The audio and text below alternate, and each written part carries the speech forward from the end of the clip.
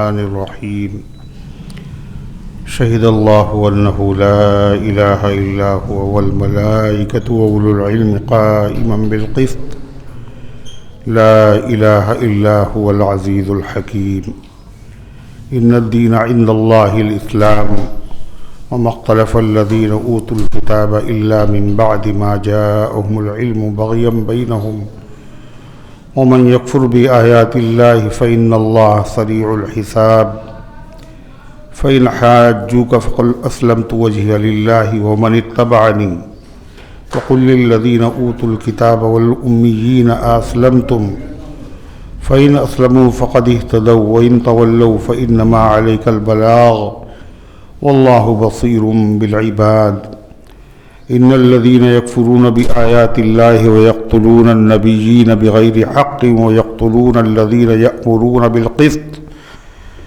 يأمرون بالقسط من الناس فبشرهم بعذاب أليم أولئك الذين حبطت أعمالهم في الدنيا والآخرة وما لهم من ناصرين ألم تر إلى الذين أوتوا نصيبا من الكتاب يدعون إلى كتاب الله ليحكم بينهم ثم تولى فريق منهم وهم معرضون ذلك بأنهم قالوا لن تمسنا النار إلا أياما معدودات وغرهم في دينهم ما كانوا يفترون فكيف إذا جمعناهم ليوم لا ريب فيه ووفيت كل نفس ما كسبت وهم لا يظلمون قل اللهم مالك الملك تؤتي الملك من تشاء وتنزع الملك ممن تشاء وتعز من تشاء وتذل من تشاء بيدك الخير إنك على كل شيء قدير تؤلج الليل في النهار وتؤلج النهار في الليل وتخرج الحي من الميت وتخرج الميت من الحي وترزق من تشاء بغير حساب لا يتخذ المؤمنون الكافرين أولياء من دون المؤمنين ومن يفعل ذلك فليس من الله في شيء إلا أن تتقوا منهم تقاه ويحذركم الله نفسه وإلى الله المصير قل إن تخفوا ما في صدوركم أو تبدوه يعلمه الله ويعلم ما في السماوات وما في الأرض والله على كل شيء قدير يوم تجد كل نفس ما عملت من خير محضرا وما عملت من سوء تود لو أن بينها وبينه أمدا بعيدا ويحذركم الله نفسه والله رؤوف بالعباد صدق الله العظيم.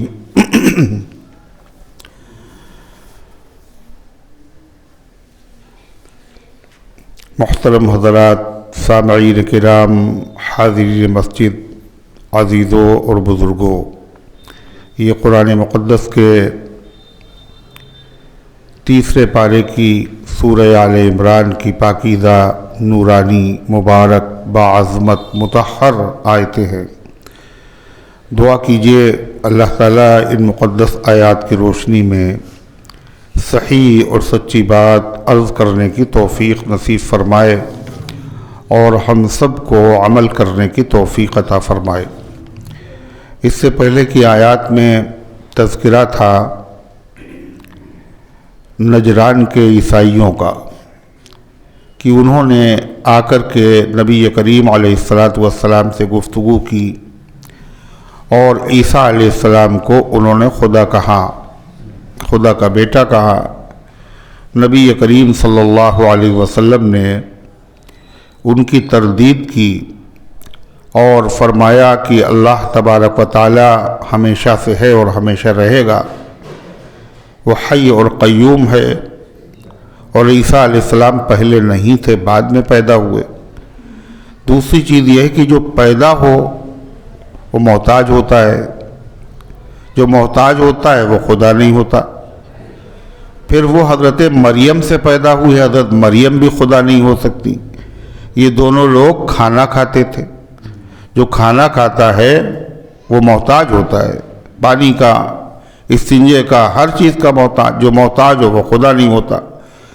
اللہ تعالیٰ نے ان آیتوں میں بھی اس بات کی تردید فرمائی اور اس بات کو اللہ تعالیٰ نے بیان فرمایا، ثابت کیا ہے کہ اللہ کے علاوہ کوئی عبادت کے لائق نہیں، اور فرمایا اللہ تعالیٰ نے شہید اللہ انہ لا الہ الا ہوا، اللہ نے گواہی دی کہ نہیں ہے کوئی معبود مگر وہی، اور اللہ کی گواہی سے بڑی گواہی کسی کی نہیں ہوتی۔ قل ای شیء اکبر شہادۃ من اللہ، آپ پوچھئے اے پیغمبر کہ اللہ سے بڑی بھی کسی کی گواہی ہو سکتی ہے؟ ظاہر ہے ہر ایمان والا یہ کہے گا اس سے بڑی گواہی کسی کی نہیں ہو سکتی۔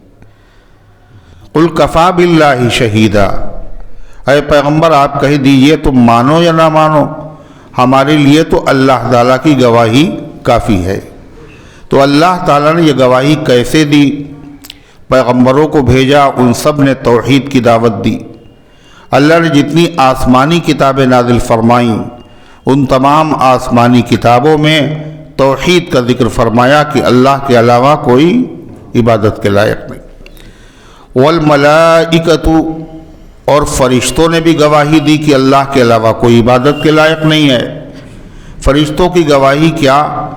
فرشتے جو ذکر کرتے ہیں، تسبیحات پڑھتے ہیں، ان تسبیحات میں اللہ تعالیٰ کی توحید، اللہ کے یکتا ہونے کا، ہر عیب سے پاک ہونے کا، اور اللہ ہی کے مستحق عبادت ہونے کا تذکرہ ہے۔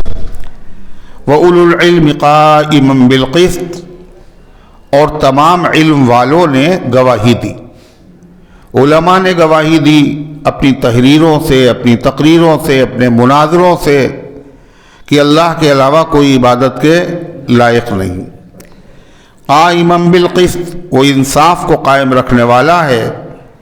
لا الہ الا هو العزیز الحکیم، نہیں کوئی معبود ہے مگر وہی، وہ زبردست ہے اور حکمت والا ہے۔ انصاف کو قائم رکھنے والا، اس میں بھی تردید ہے عیسائیوں کی۔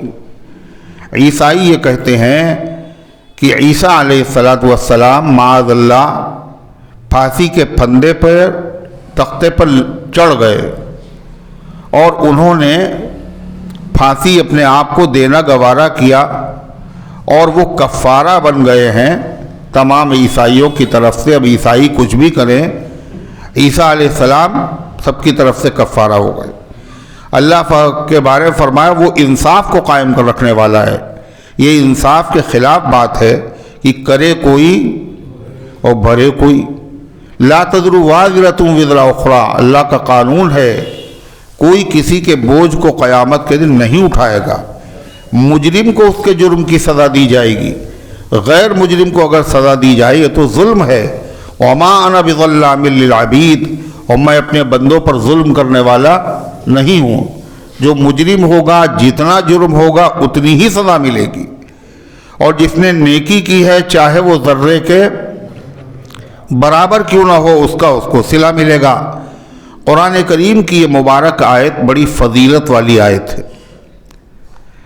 حدیث میں آتا ہے کہ ملک شام کے دو عیسائی مدینہ طیبہ میں حاضر ہوئے، اور مدینہ کی فضا، مدینہ کے درخت، مدینہ کی آب و ہوا دیکھ کر یہ کہنے لگے یہ تو وہی بستی ہے جس کا ہماری کتابوں میں تذکرہ ہے، جہاں آخری پیغمبر محمد رسول اللہ صلی اللہ علیہ وسلم کا قیام ہوگا۔ پھر اس کے بعد ان کو پتہ چلا یہاں ایک بزرگ ہے جو کہتے ہیں کہ میں اللہ کا نبی ہوں اور اللہ کے علاوہ کوئی عبادت کے لائق نہیں۔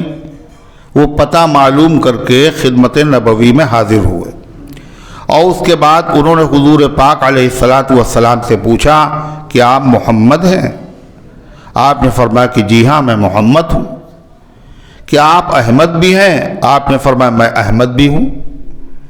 پھر انہوں نے کہا کہ ہم آپ کا امتحان لیں گے اور آپ سے ایک سوال کریں گے، اگر آپ نے سوال کا جواب صحیح دے دیا تو ہم آپ کا کلمہ پڑھ لیں گے۔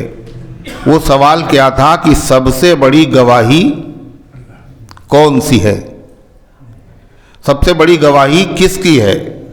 تو نبی کریم علیہ السلام نے یہ آیت کریمہ تلاوت فرمائی، شہد اللہ انہ لا الہ الا ہوا والملائکۃ وأولو العلم قائما بالقسط لا الہ الا هو العزیز الحکیم، وہ دونوں عیسائی اسی مجلس میں مسلمان ہو گئے، انہوں نے کلمہ پڑھ لیا۔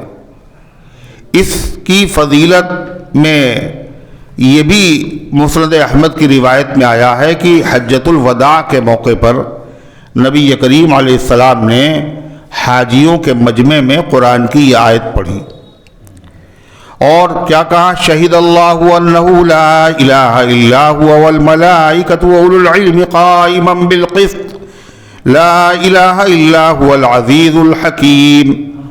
اس کے بعد آپ نے کہا وعلى ذلك وانا على ذلك من الشاہدین، اور میں بھی اس بات کی گواہی دینے والوں میں سے ہوں۔ پھر آپ نے فرمایا جو آدمی اس آیت کو پڑھے اور اس کے بعد یہ کہے وَأَنَا ذَلِكَ مِنَ الشَّاهِدِينَ، تو اللہ تبارک و تعالی فرشتوں سے فرمائے گا کہ یہ میرا بندہ ایسا ہے جس نے مجھ سے ایک معاہدہ کیا تھا، جس نے مجھ سے ایک عہد کیا تھا دنیا میں کہ گواہی دیتا ہوں کہ اللہ کے علاوہ کوئی معبود نہیں ہے اور میں عہد کو سب سے زیادہ پورا کرنے والا ہوں، لہذا اس بندوں کو لے جاؤ اور جنت میں اس کو داخل کر دو۔ یہ ہے قرآن پاک کی اس آیت کریمہ کی فضیلت۔ ایک دوسری روایت میں آتا ہے کہ جو مسلمان فرض نماز کے بعد ایک مرتبہ آیت الکرسی پڑھے اور آیت الکرسی کے بعد یہ آیت پڑھے، یہ آیت سورہ آل عمران میں ہے اور یہ ہے تیسرے پارے میں اور آیت کا نمبر ہے 18۔ یہ آیت پڑھے اور آیت پڑھنے کے بعد کیا کہے وَأَنَا عَلَى ذَلِكَ مِنَ الشَّاہِدِينَ، اور میں بھی اس بات کی گواہی دینے والوں میں سے ہوں۔ اس کے بعد پھر اسی پارے میں چند آیتوں کے بعد ایک اور آیت آ رہی، مشہور آیت قُلِ اللَّهُمَّ مَالِكَ الْمُلْكِ تُؤْتِي الْمُلْكَ مَن تَشَاءُ بغیر حساب تک اس آیت کو پڑھ لے۔ تو فرمایا نبی کریم صلی اللہ علیہ وسلم نے اللہ تعالیٰ اس بندے کی مغفرت فرما دیتا ہے اور اللہ تعالیٰ اس کی روزانہ 70 ضرورتوں میں سے ہر ضرورت کو پورا فرما دیتا ہے۔ آدمی کی ضرورتیں، تمنائیں، مشکلات، مسائل آدمی کے ساتھ بہت ہے، گھرا ہوا ہے مسائل میں، تو اس کی جو حاجتیں ہیں وہ کتنی پوری ہو جاتی ہیں؟ 70۔ اور ان تمام حاجتوں میں سب سے عظیم الشان جو حاجت ہے وہ کیا ہے کہ اللہ تبارک و تعالیٰ بندے کو معاف کر دے، مغفرت ہو جائے۔ اگر مغفرت ہو گئی تو اس کا ٹھکانہ جنت ہے، مغفرت نہیں ہوئی تو اس کا ٹھکانہ جہنم ہے، تو اللہ تعالیٰ اس کو مغفرت عطا فرما دیتا ہے۔ لہذا یہ جو فرمایا فرض نماز کے بعد پڑھے، اب فرض نماز کے بعد جن جن دعاؤں کے بارے میں آیا ہے کہ فرض نماز کے بعد، تو لوگ یہ سمجھتے ہیں کہ فرض کے بعد ہی ان کو پڑھنا ہے، ایسا نہیں۔ جو مختصر دعا ہو اس کو تو فرض کے بعد پڑھا جائے۔ مختصر دعا جیسے اللہم انت السلام ومنک السلام تبارکت یا ذا الجلال والاکرام، مختصر کیا ہے؟ آیت الکرسی۔ مختصر کیا ہے؟ چوتھا کلمہ۔ ایک حدیث میں آتا ہے کہ فجر کی نماز کے بعد اور مغرب کی نماز کے بعد سلام پھیرنے کے بعد آدمی وہیں پہ بیٹھا رہے اسی طرح جیسے وہ نماز میں بیٹھا تھا، یعنی اپنے پیر اس کے جو مڑے ہوئے تھے، ایک پیر پہ بیٹھا ہوا تھا، ایک پیر اس کا کھڑا ہوا تھا، اس میں انگلیاں اس کی مڑی ہوئی تھی، پیر بھی اپنا اسی طرح رکھے اور 10 مرتبہ پڑھے چوتھا کلمہ لا الہ الا اللہ وحدہ لا شریک لہ لہ الملک ولہ الحمد یحیی ویمیت وہو علی کل شیء قدیر، اس طرح بھی آیا ہے۔ اور اس طرح بھی آئے یحیی و یمیت وہو حی لا یموت بیدہ الخیر انہ علی کل شیء قدیر یا بیدک الخیر انک علی کل شیء، دونوں طریقے سے آیا۔ اگر وہ 10 مرتبہ پڑھ لے تو اللہ تعالیٰ اس کے 10 گناہوں کو معاف کر دیتا ہے، اللہ اس کے 10 درجوں کو بلند کر دیتا ہے، اللہ تعالیٰ اس کے نامہ اعمال میں 10 ایسے غلاموں کو آزاد کرنے کا ثواب لکھتا ہے جو غلام بنی اسماعیل میں سے تھے۔ بنی اسماعیل نبی کریم صلی اللہ علیہ وسلم کا مبارک خاندان ہے، یعنی اس خاندان کے غلام، ان کی اور زیادہ اہمیت ہے، ان کا اور زیادہ ثواب ہے۔ یہ ثواب کاہے پہ ملے گا؟ چوتھا کلمہ فجر کی نماز کے بعد، مغرب کی نماز کے بعد، سلام پھیرنے کے فوراً بعد، بغیر کسی سے بات کیے ہوئے اسی حالت میں بیٹھ کر کے اگر پڑھے گا تو یہ ثواب ملے گا۔ یہ ثواب صرف مالدار نہیں حاصل کر سکتے، بلکہ یہ ایسا ثواب ہے جو مالدار، غریب، یتیم، اسیر، قیدی، مرد، عورت سب حاصل کر سکتے ہیں، اور کوئی مشکل بھی نہیں ہے۔ نمازیوں کے لیے تو کچھ مشکل نہیں، بھائی نماز تو پڑھتے ہی ہیں، جب نماز پڑھیں گے تو نماز کے بعد اتنا عمل اور کر لیں گے۔ چوتھا کلمہ کئے مرتبہ؟ 10 مرتبہ۔ تو جو روایات میں آتا ہے کہ یہ وظیفہ پڑھا جائے نماز کے بعد 33 مرتبہ سبحان اللہ، 33 مرتبہ الحمدللہ، 34 مرتبہ اللہ اکبر، تو فرض نماز کے بعد کا یہ مطلب نہیں ہے فرض کے فوراً بعد، بلکہ فرض نماز سنتیں پڑھنے کے بعد بھی اگر اس کو پڑھے گا، جب بھی یہ فرض کے بعد ہی سمجھا جائے گا۔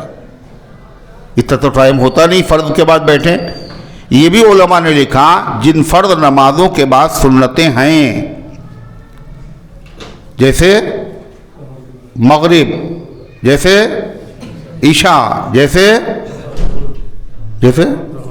ظہر، جیسے عصر بھی ہے، اچھا سبحان اللہ۔ انہوں نے کہا بتائیے رمضان جو ہے کبھی جاڑے میں پڑھا ہے؟ انہوں نے کہا پڑھا کیوں نہیں، گرمی میں، کہلیں گرمی میں بھی، برسات میں، کہلیں برسات میں بھی، کہلیں محرم میں، کہا محرم میں بھی۔ تو جن کے بعد سنتیں ہیں وہ فرض کون کون سے ہیں؟ ظہر، مغرب، عشاء۔ فجر کے بعد سنتیں نہیں، عصر کے بعد سنتیں نہیں، تو ان کے بعد دیر تک آدمی وظیفہ دعا پڑھ سکتا ہے۔ اور جن کے بعد سنتیں ہیں تو فرض میں اور سنتوں میں زیادہ تاخیر نہیں کرنا چاہیے، مختصر سا وظیفہ پڑھ لے، اور باقی جو وظیفہ ہے، باقی جو ذکر ہے، باقی جو تسبیحات ہیں، وہ سب سنتوں سے فارغ ہونے کے بعد پڑھے، تو یہ فرض کے بعد ہی پڑھنا کہلائے گا۔ جیسے آپ نے یہاں سے کہا منہ میرا طرف کعبہ شریف کے، اور کعبہ یہاں سے کتنی دور ہے؟ جو کعبے کے سامنے کھڑے ہیں وہ بھی کہہ رہے ہیں منہ میرا طرف کعبہ شریف کے، جو مدینے میں ہیں وہ ہم سے قریب ہیں کعبے سے، وہ بھی کہہ رہے ہیں کعبے کی طرف۔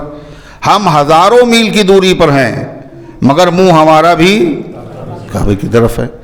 تو اس لیے اتنی تاخیر اگر ہو جائے تو یہ تاخیر مانی نہیں جائے گی، اس سے وظیفے پر، دعا پر کوئی فرق نہیں پڑے گا، اس کی برکتوں میں کوئی کمی اور نقص نہیں پیدا ہوگا۔ بہت سارے لوگ بیچارے اس چیز کو جانتے نہیں، اور نہ جاننے کی وجہ سے وہ الجھن میں ہوتے ہیں کہ صاحب اس وقت ہم پڑھ رہے ہیں، بتائیے ابھی تو سنتیں باقی ہیں، اور امام صاحب بڑی جلدی دعا مانگنے لگتے ہیں تو دعا ہماری چھوٹ جائے گی۔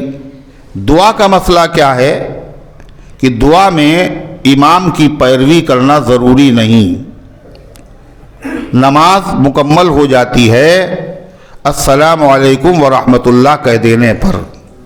اب امام کی اتباع اور اقتداء ختم، امام چاہے دعا مانگے چاہے نہ مانگے، ہم مانگیں اور دیر تک مانگیں، یہ جلدی ختم کر دیں، یہ امام جلدی ختم کر دے، کوئی مسئلہ نہیں، اس لیے کہ امام کے مطابق ہیں ہی نہیں۔ مگر ہم لوگوں نے شکل یہ بنا رکھی ہے کہ جیسے امام کی اتباع ہم لوگ دعا میں بھی کر رہے ہیں، اس لیے کہ امام نے جب تک یہ نہیں ہاتھ اٹھا کے یعنی کہ اللہم صلی علی محمد بیٹھے ہوئے ہیں، امام نے ابھی کہاں شروع کیا، ہم کیسے شروع کر دیں؟ اور امام صاحب نے جو دعا مانگی انہوں نے ابھی ہمیں بہت کچھ مانگنا تھا مگر انہوں نے کہہ دیا برحمتک یا ارحم الراحمین، اب دل کے ارمان دل ہی میں رہ گئے، ہمیں تو یہ بھی مانگنا تھا یہ بھی مانگنا تھا، امام صاحب نے ختم کر دیا، ہمیں بھی ختم کرنا پڑے گی۔ آپ کو ختم کرنا ضروری نہیں ہے، آپ امام کے تابع اب نہیں ہیں، ضرورت ہے جلدی جانا ہے کہیں، پیٹ میں درد ہو رہا ہے اللہ نہ کرے، مگر ابھی دعا تو امام صاحب کی ختم نہیں ہے، ابھی تو جا نہیں سکتے، ایسا نہیں ہے، سلام پھیرا اٹھ کے آپ جا سکتے۔ یہاں مسجد امام اہل سنت میں آپ حضرات نے دیکھا ہوا یہ علماء کی مسجد ہے، بڑے بڑے علماء کرام، مولانا عبدالشکور فاروقی، مولانا عبدالسلام فاروقی، مولانا عبدالعلیم صاحب فاروقی، ان حضرات نے یہاں برسوں تک نمازیں پڑھائیں، اور یہ حضرات عصر کے بعد دعا مانگتے بھی تھے، وظیفہ پڑھتے بھی تھے، کبھی کبھی ایک دم سے اٹھ کے چلے جاتے تھے، اور لوگ بیٹھے کیا ہو گیا؟ یہ بتانے کے لیے یہ ضروری نہیں ہے، آپ بھی جا سکتے ہیں، کسی چیز کو آدمی ضروری نہ سمجھ لے۔ حدیث میں آتا ہے یہ شیطان کا اپنا حصہ مقرر کرنا ہے۔ عبداللہ ابن مسعود رضی اللہ عنہ فرماتے ہیں کوئی آدمی اپنی عبادت میں شیطان کا حصہ مقرر نہ کرے۔ شیطان کا حصہ مقرر کرنے کا مطلب جو چیزیں ضروری نہیں ہیں شریعت میں ان کو ضروری نہ سمجھے، اگر اس نے ضروری سمجھ لیا تو فرمایا یہ شیطان کا اپنی عبادت میں حصہ مقرر کرنا ہے۔ عصر کی نماز کے بعد سنتیں نہیں، فجر کے بعد سنتیں نہیں، تو ان دونوں نمازوں میں امام مقتدیوں کی طرف رخ کر کے بیٹھ جاتا ہے اور بیٹھتے ہیں۔ اب اس میں رخ دائیں طرف، بائیں طرف، مقتدیوں کی طرف، تینوں طرف ہو سکتا ہے۔ بعض لوگ صرف دائیں طرف مڑ رہے ہیں ہمیشہ، اس سے مقتدی یہ سمجھتے ہیں کہ نماز کے بعد ادھر ہی منہ کرنا ضروری ہے۔ یہ کیا ہے؟ شیطان کا حصہ ہے۔ کبھی کبھی بائیں طرف بھی مڑ کے بیٹھ جانا چاہیے، حدیث میں آتا ہے نبی کریم علیہ السلام دائیں طرف اور کبھی بائیں طرف، زیادہ تر بائیں طرف۔ بائیں طرف کیوں؟ اس لیے کہ آپ کا حجرہ شریفہ بائیں طرف تھا، اس لیے ادھر ہی مڑ کے بیٹھے اور اس کے بعد اپنے حجرہ شریفہ میں چلے گئے۔ کبھی مقتدیوں کی طرف، تو بہت سارے لوگ اس کو ضروری سمجھتے ہیں، اور بعض لوگ ایسے ہیں جو اعتراض بھی کرتے ہیں۔ اب ایک نئی چیز اور لوگوں نے شروع کی ہے، ہم لوگوں کے وہاں تو نہیں لیکن بعض مسجدوں میں آپ کو دیکھنا پڑے گا، نماز ختم ہو گئی، دعا بھی ہو گئی، اب وہ اتر کی طرف ہاتھ باندھ کے کھڑے ہو جاتے ہیں اور پڑھ رہے درود و سلام۔ اتر ہی کی طرف پڑھیں گے، ادھر ہی سے پہنچے گا، دکھن کی طرف سے نہیں پہنچے گا۔ ہے اللہ نے ڈیوٹی لگائی فرشتوں کے، جائیں ادھر منہ کر کے پڑھو، جائیں ادھر منہ کر کے پڑھو، درود تو تمہارا پہنچ کے رہے گا۔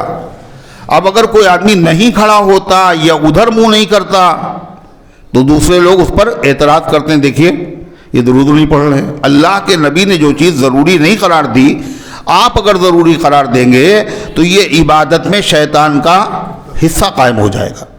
تو باہر صورت اللہ تعالیٰ نے یہ بندوں پر خاص انعام فرمایا ہے کہ اگر ہم نے فجر کی نماز، اگر ہم نے فرض نماز کے بعد کیا پڑھا؟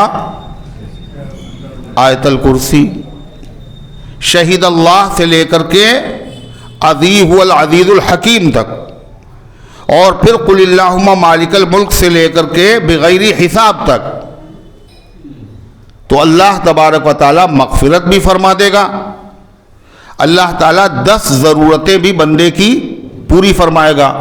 اگر روزانہ 10 ضرورتیں پوری ہوں تو آدمی کی ضرورت باقی رہے گی۔ کیا کیا طریقے بتائیں؟ یہ دروازے جو ہیں ان کو کھول لیجئے تو زیادہ اچھا رہے گا، کیا خیال ہے؟ یہ والا بھی کھولیے، تو اللہ تبارک و تعالیٰ نے ارشاد فرمایا ان الدین عند اللہ الاسلام، بلا شبہ دین جو حق ہے اور مقبول ہے اللہ کے وہاں وہ صرف اسلام ہے۔ دنیا میں مذاہب بہت ہیں، یہودیت ہے، نصرانیت ہے، وثنیت ہے، آسمانی مذاہب بھی ہیں، دوسرے مذاہب بھی ہیں، مگر ان تمام مذاہب میں اللہ کے وہاں جو مقبول ہے اور جو مدار نجات ہے وہ صرف اسلام ہے۔ اسلام کے معنی کیا ہیں؟ اسلام کے معنی ہے اپنے آپ کو اللہ کے حوالے کر دینا۔ کیسے؟ جیسے مردہ نہلانے والے کے ہاتھ میں ہوتا ہے، ادھر پلٹ دے چاہے ادھر پلٹ دے، مردہ تو کچھ کہے گا نہیں۔ اللہ کے حوالے کرنے کا مطلب یہ ہے اللہ کا جو حکم آئے اور جب آئے، آسان ہو یا مشکل ہو، مرضی کے مطابق ہو یا مرضی کے خلاف ہو، اللہ کے حکم کے آگے چون اور چرا نہ کرے، اس کو فوراً مان لے، اس پر عمل شروع کر دے۔ یہی ہے دین اسلام کا حاصل۔ اب ہر زمانے میں جو دین پیغمبر لے کر کے آتے رہے وہ دین کون سا تھا؟ اسلامی ہی تھا۔ ہر نبی نے ایک ہی دین سکھایا، ہر نبی نے ایک دین کی ایک قسم کے عقیدے سکھائے۔ تو جس زمانے میں جو نبی تھا اللہ کا جو حکم آیا اس کو مانا جس نے، وہ اسلام تھا، اور جو ماننے والے تھے وہ مسلمان تھے۔ موسیٰ علیہ السلام کے زمانے میں، ابراہیم علیہ السلام کے زمانے میں، عیسیٰ علیہ السلام کے زمانے میں، یہاں تک کہ آخری پیغمبر آ گئے جناب محمد الرسول اللہ صلی اللہ علیہ وسلم۔ اب اسلام وہ ہے جو حضور پاک علیہ السلام لے کر کے آئے ہیں، اس کو جو مانے گا وہ مسلمان ہے۔ جو اس آپ کی مقدس تعلیمات ہیں یہی اسلام ہیں۔ موسیٰ علیہ السلام کے زمانے میں جو تعلیمات تھیں اب اگر ان کو مانے گا تو نجات نہیں ملے گی۔ اس زمانے میں وہ سارے دین منسوخ ہو گئے، ساری شریعتیں منسوخ ہو گئیں، ساری کتابیں منسوخ ہو گئیں۔ اب ایک ہی دین چلے گا اور ایک ہی نبی کی پیروی ہوگی، اور وہ دین ہے محمد الرسول اللہ صلی اللہ علیہ وسلم کا لایا ہوا دین، اور پیروی ہے جناب محمد الرسول اللہ صلی اللہ علیہ وسلم۔ کیوں؟ اس لیے کہ جتنے پیغمبر آئے وہ ایک خاص علاقے کے لیے، خاص شہر کے لیے، خاص قوم کے نبی تھے۔ اللہ نے آخری پیغمبر کو جب بھیجا تو صرف مکے کے لیے نہیں، پورے عالم کے لیے بھیجا۔ الحمدللہ الذی نزل علیہ الکتاب، اللہ تعالیٰ کی ذات وہ ہے جس نے اپنے بندے پر کتاب نازل کی۔ نزل علیک الفرقان لیکون للعالمین نذیرا، اس لیے اللہ تعالیٰ نے فرقان نازل فرمائی تاکہ پورے عالم کو آپ اللہ کا پیغام سنائیں، پورے عالم، پوری دنیا۔ آپ نے فرمایا انی رسول اللہ الیکم جمیعا، میں تم سب کی طرف رسول بن کر کے آیا ہوں۔ تو اب جو اسلام معتبر ہے وہ یہی دین معتبر ہے، جو اس پر عمل کرے گا اس کو نجات ملے گی۔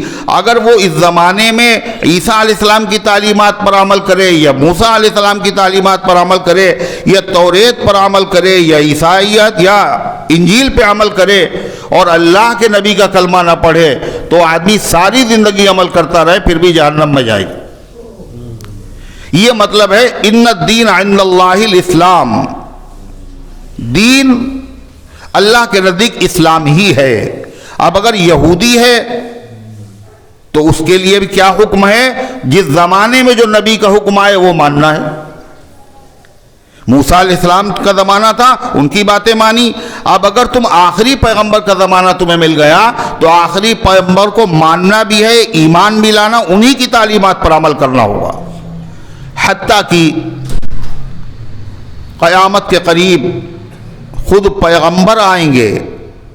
ایک پیغمبر ہیں، وہ اکلوتے ہیں، وہ اب تک زندہ ہیں اور وہ آسمانوں پر ہیں، ان کا نام ہے حضرت عیسیٰ علیہ السلام۔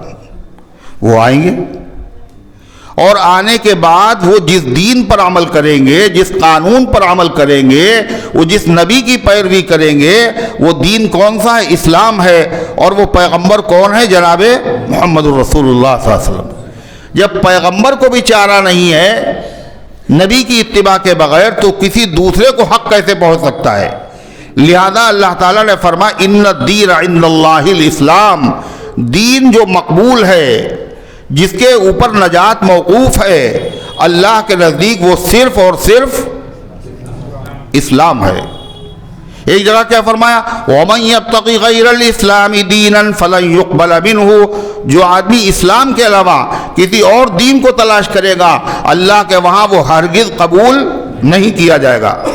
لہذا اب یہودیوں کے لیے جائز نہیں ہے توریت پہ عمل کرے، عیسائیوں کے لیے جائز نہیں بائبل پہ عمل کرے، اب سب پر لازم ہے۔ اگر نبی موجود ہو نبی پر لازم ہے، نبی کی امتیں موجود ان پر لازم ہے آخری پیغمبر کا کلمہ پڑھیں اور آخری پیغمبر کی شریعت پر عمل کریں۔ چنانچہ یہودی جو دنیا میں ہیں انہوں نے آخری نبی کو نہیں مانا، عیسائیوں نے بھی نہیں مانا، لہذا یہ جس دین پر قائم ہے وہ دین مقبول نہیں ہے اللہ تبارک و تعالیٰ کے وہاں۔ اور عجیب بات ہے، خود ان کی کتابوں میں لکھا ہوا ہے کہ آخری نبی پہ ایمان لانا ہے، آخری کتاب پر ایمان لانا ہے۔ جب یہ آخری نبی پر ایمان نہیں لائے، اس کا مطلب یہ ہوا یہ اپنے نبی پر بھی ایمان۔ کیوں؟ ان کے نبی نے کیا کہا تھا؟ آخری نبی آئے تو ان کا کلمہ پڑھنا ہے۔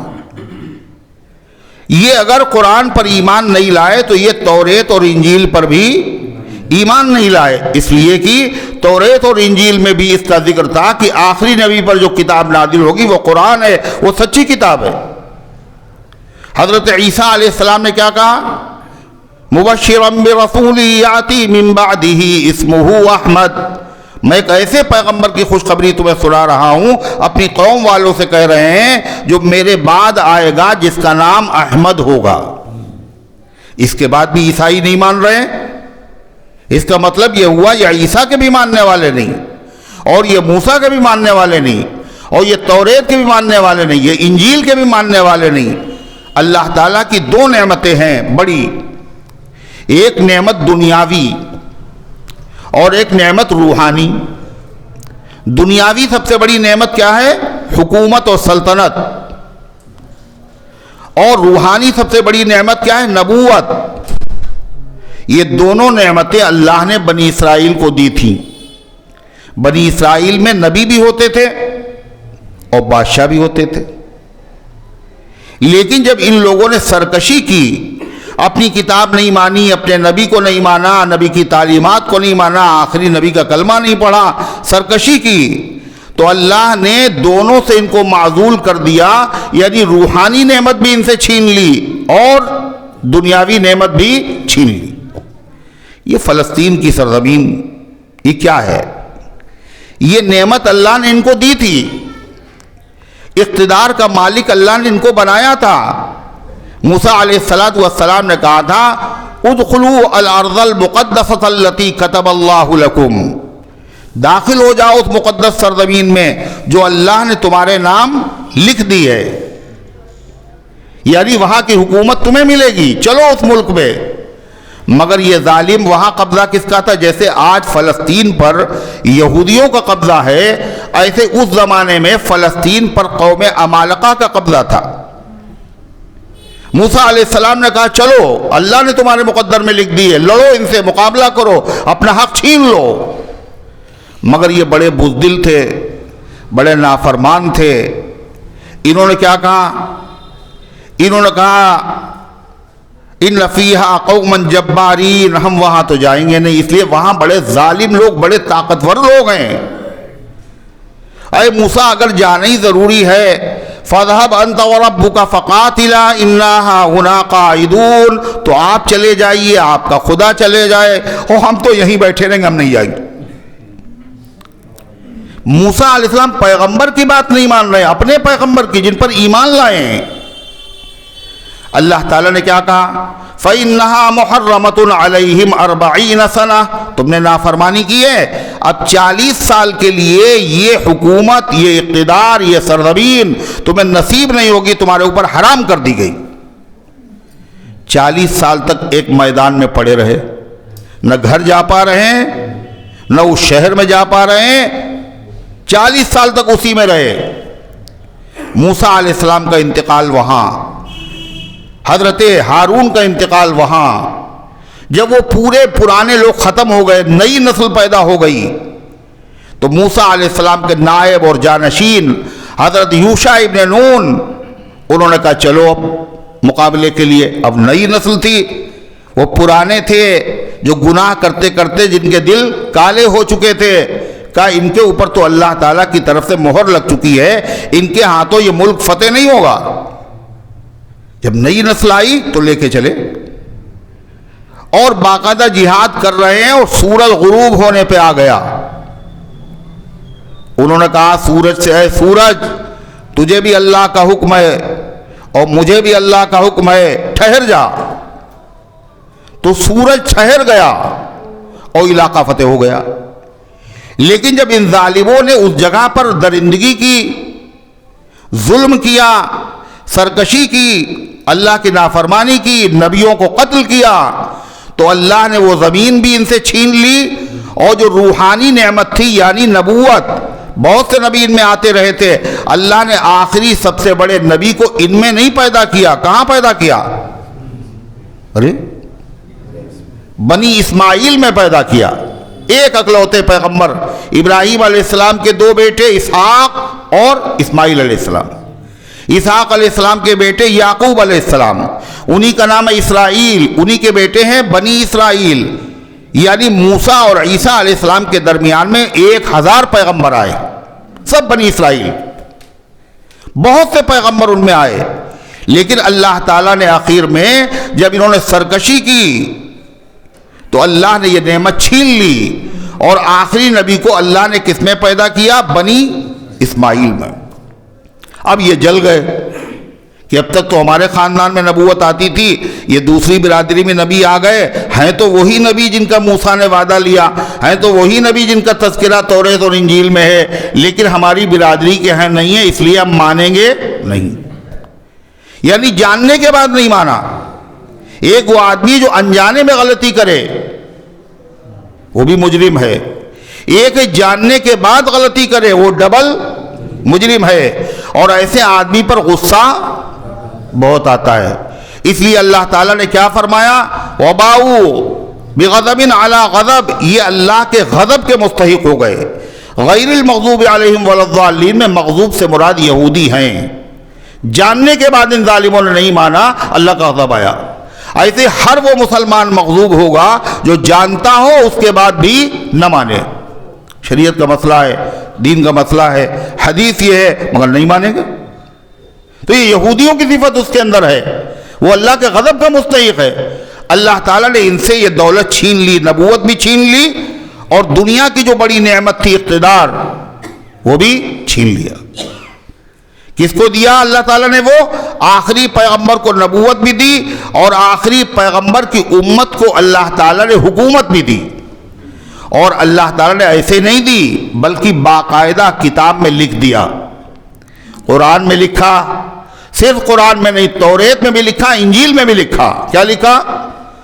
اب اس سرزمین کے وارث بنی اسرائیل نہیں ہوں گے بلکہ محمد الرسول اللہ صلی اللہ علیہ وسلم کے غلام ہوں گے۔ اللہ قرآن میں کہتا ہے وَلَقَدْ كَتَبْنَا فِي الزَّبُورِ مِن بَعْدِ الذِّكْرِ أَنَّ الْأَرْضَ يَرِثُهَا عِبَادِيَ الصَّالِحُونَ، ہم نے لکھ دیا ہے زبور میں۔ کس میں؟ زبور کس پہ نازل ہوئی تھی؟ داؤد علیہ السلام پر۔ زبور میں لکھا، اور کہاں لکھا؟ من بعد ذکر، ذکر کے بعد لکھا، اور ذکر نام ہے تورات کا، مطلب تورات کے بعد ہم نے زبور میں بھی لکھ دیا۔ اور بعض کہتے ہیں ذکر سے مراد نصیحت کے مضامین ہیں، اور تمام آسمانی کتابوں میں اللہ کی نصیحتیں ہیں، یعنی اللہ نے قرآن کے علاوہ ہر کتاب میں پہلے سے لکھ دیا اس زمین کے وارث اب کون ہوں گے؟ میرے نیک بندے ہوں گے، مسلمان ہوں گے، آخری نبی کے امتی ہوں گے۔ چنانچہ یہی ہوا، اللہ نے اپنا وعدہ بھی پورا کیا۔ حضرت فاروق اعظم کے زمانے میں پورا ملک شام فتح ہوا، بیت المقدس کا علاقہ باقی بچا۔ اب وہاں مسلمان اس کو گھیرے ہوئے ہیں، محاصرہ کیے ہوئے ہیں، تو ان لوگوں نے کہا چاہے جتنے دن آپ اسے گھیرے رہیے، آپ اسے فتح نہیں کر سکتے۔ ہماری کتابوں میں لکھا ہے اس کو فتح کون کرے گا؟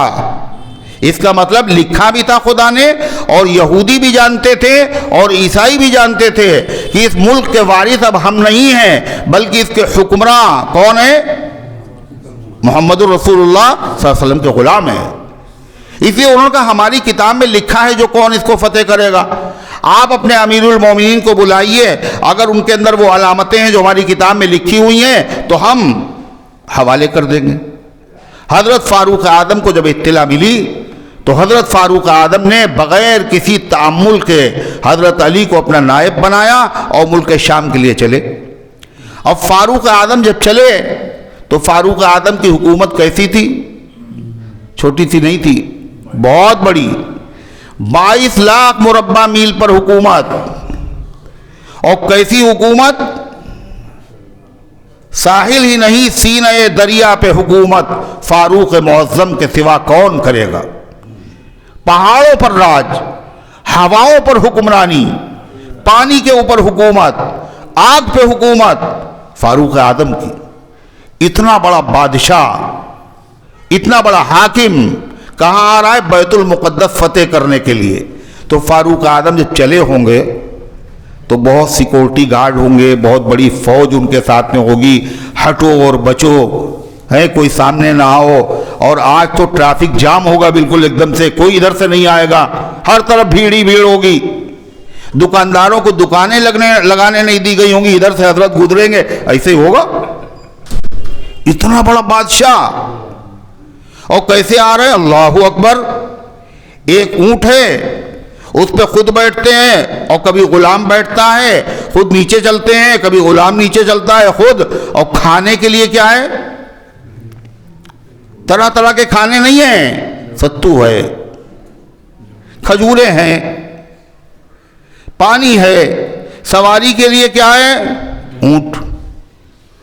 اور اس کے بعد کپڑے بھی ہوں گے، روز بدلتے ہوں گے صبح اور شام کو، اور ایسے کپڑے ایسے کسی کو نصیب نہیں۔ حضرت فاروق اعظم جو کپڑے پہنے ہوئے 17 پیوند لگے ہوئے اس پہ، 17 پیوند، اور ایسے حکمراں تھے، اللہ اکبر! حضرت عمر نے کہا تھا کہ اگر ہمارے دور حکومت میں مدینہ نہیں، عراق میں دریا ہے، دریائے فرات، دریائے فرات کے کنارے اگر کوئی کتا بھوک سے مر گیا، انسان نہیں، غیر مذہب والا نہیں، کوئی عام جانور نہیں، سب سے ذلیل ترین جانور کتا بھی اگر بھوکو مر گیا، تو عمر یہ سمجھتا ہے کہ قیامت کے دن مجھ سے سوال کیا جائے گا۔ یہ فاروق اعظم اور آ رہے جب پہنچے قریب تو مسلم جو سپہ سالار تھے انہوں نے آ کے ملاقات کی اور کہا یہ غیروں کا ملک ہے، دشمنوں کا ملک ہے، امیر المومنین بڑی سبکی بڑی ذلت ہوگی، آپ کے کرتے کے اوپر 17 پیوند لگے ہوئے ہیں، دوسرا کرتا پہن لیجیے۔ کہنے لائیے، دل رکھنے کے لیے پہن لیا۔ کہلے اونٹ کے بجائے آپ ترکی گھوڑے پہ سوار ہوئیے، یہ گھوڑا ہے، بڑی اچھی سواری رہے گی۔ حضرت عمر نے کہا چلو بھائی تمہاری دل جوئی کر لیتے۔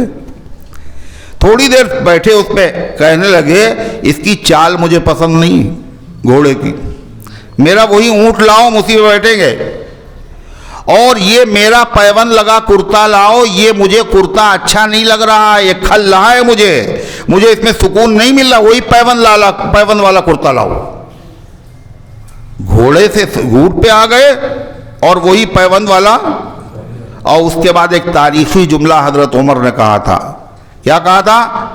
ان کپڑوں سے ہماری عزت تھوڑی ہے، نحن قوم اعزنا اللہ بالاسلام، ہم وہ لوگ ہیں اللہ نے ہمیں دنیا میں عزت اسلام کی وجہ سے دی۔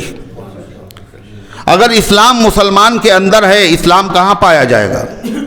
مسلمان کے اندر۔ پانی ہے وہ کہاں پایا جائے گا؟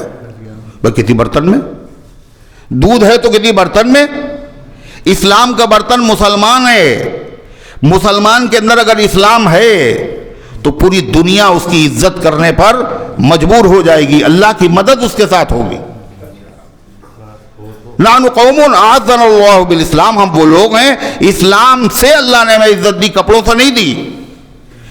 صحابہ نے علاقے فتح کیے، اس کے بعد ان سے ٹیکس لیا، تم اپنے مذہب پہ رہو کوئی مسئلہ نہیں ہے مگر ہمیں ٹیکس دو، ظلم نہیں کرو گے۔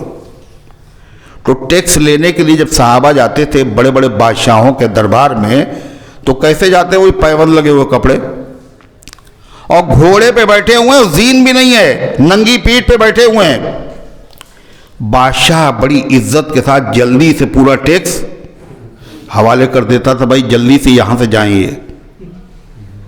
اس کے بعد میں جو ان کی اولادیں ہوئیں انہوں نے اچھے کپڑے پہنے اور شان و شوکت کے ساتھ جب ان بادشاہوں کے وہاں پہنچے جزیہ لینے کے لیے، انہوں نے کہا جائیے ہم نہیں دیں گے آپ کو، ہمیں تو ان سے ڈر لگتا تھا جو پیوند لگے ہوئے کپڑے پہن کے آتے تھے اور گھوڑے کی ننگی پیٹھ کے اوپر بیٹھتے تھے، ہمارا دل تھر تھراتا اور کانپتا تھا، تمہارا کوئی حیثیت نہیں۔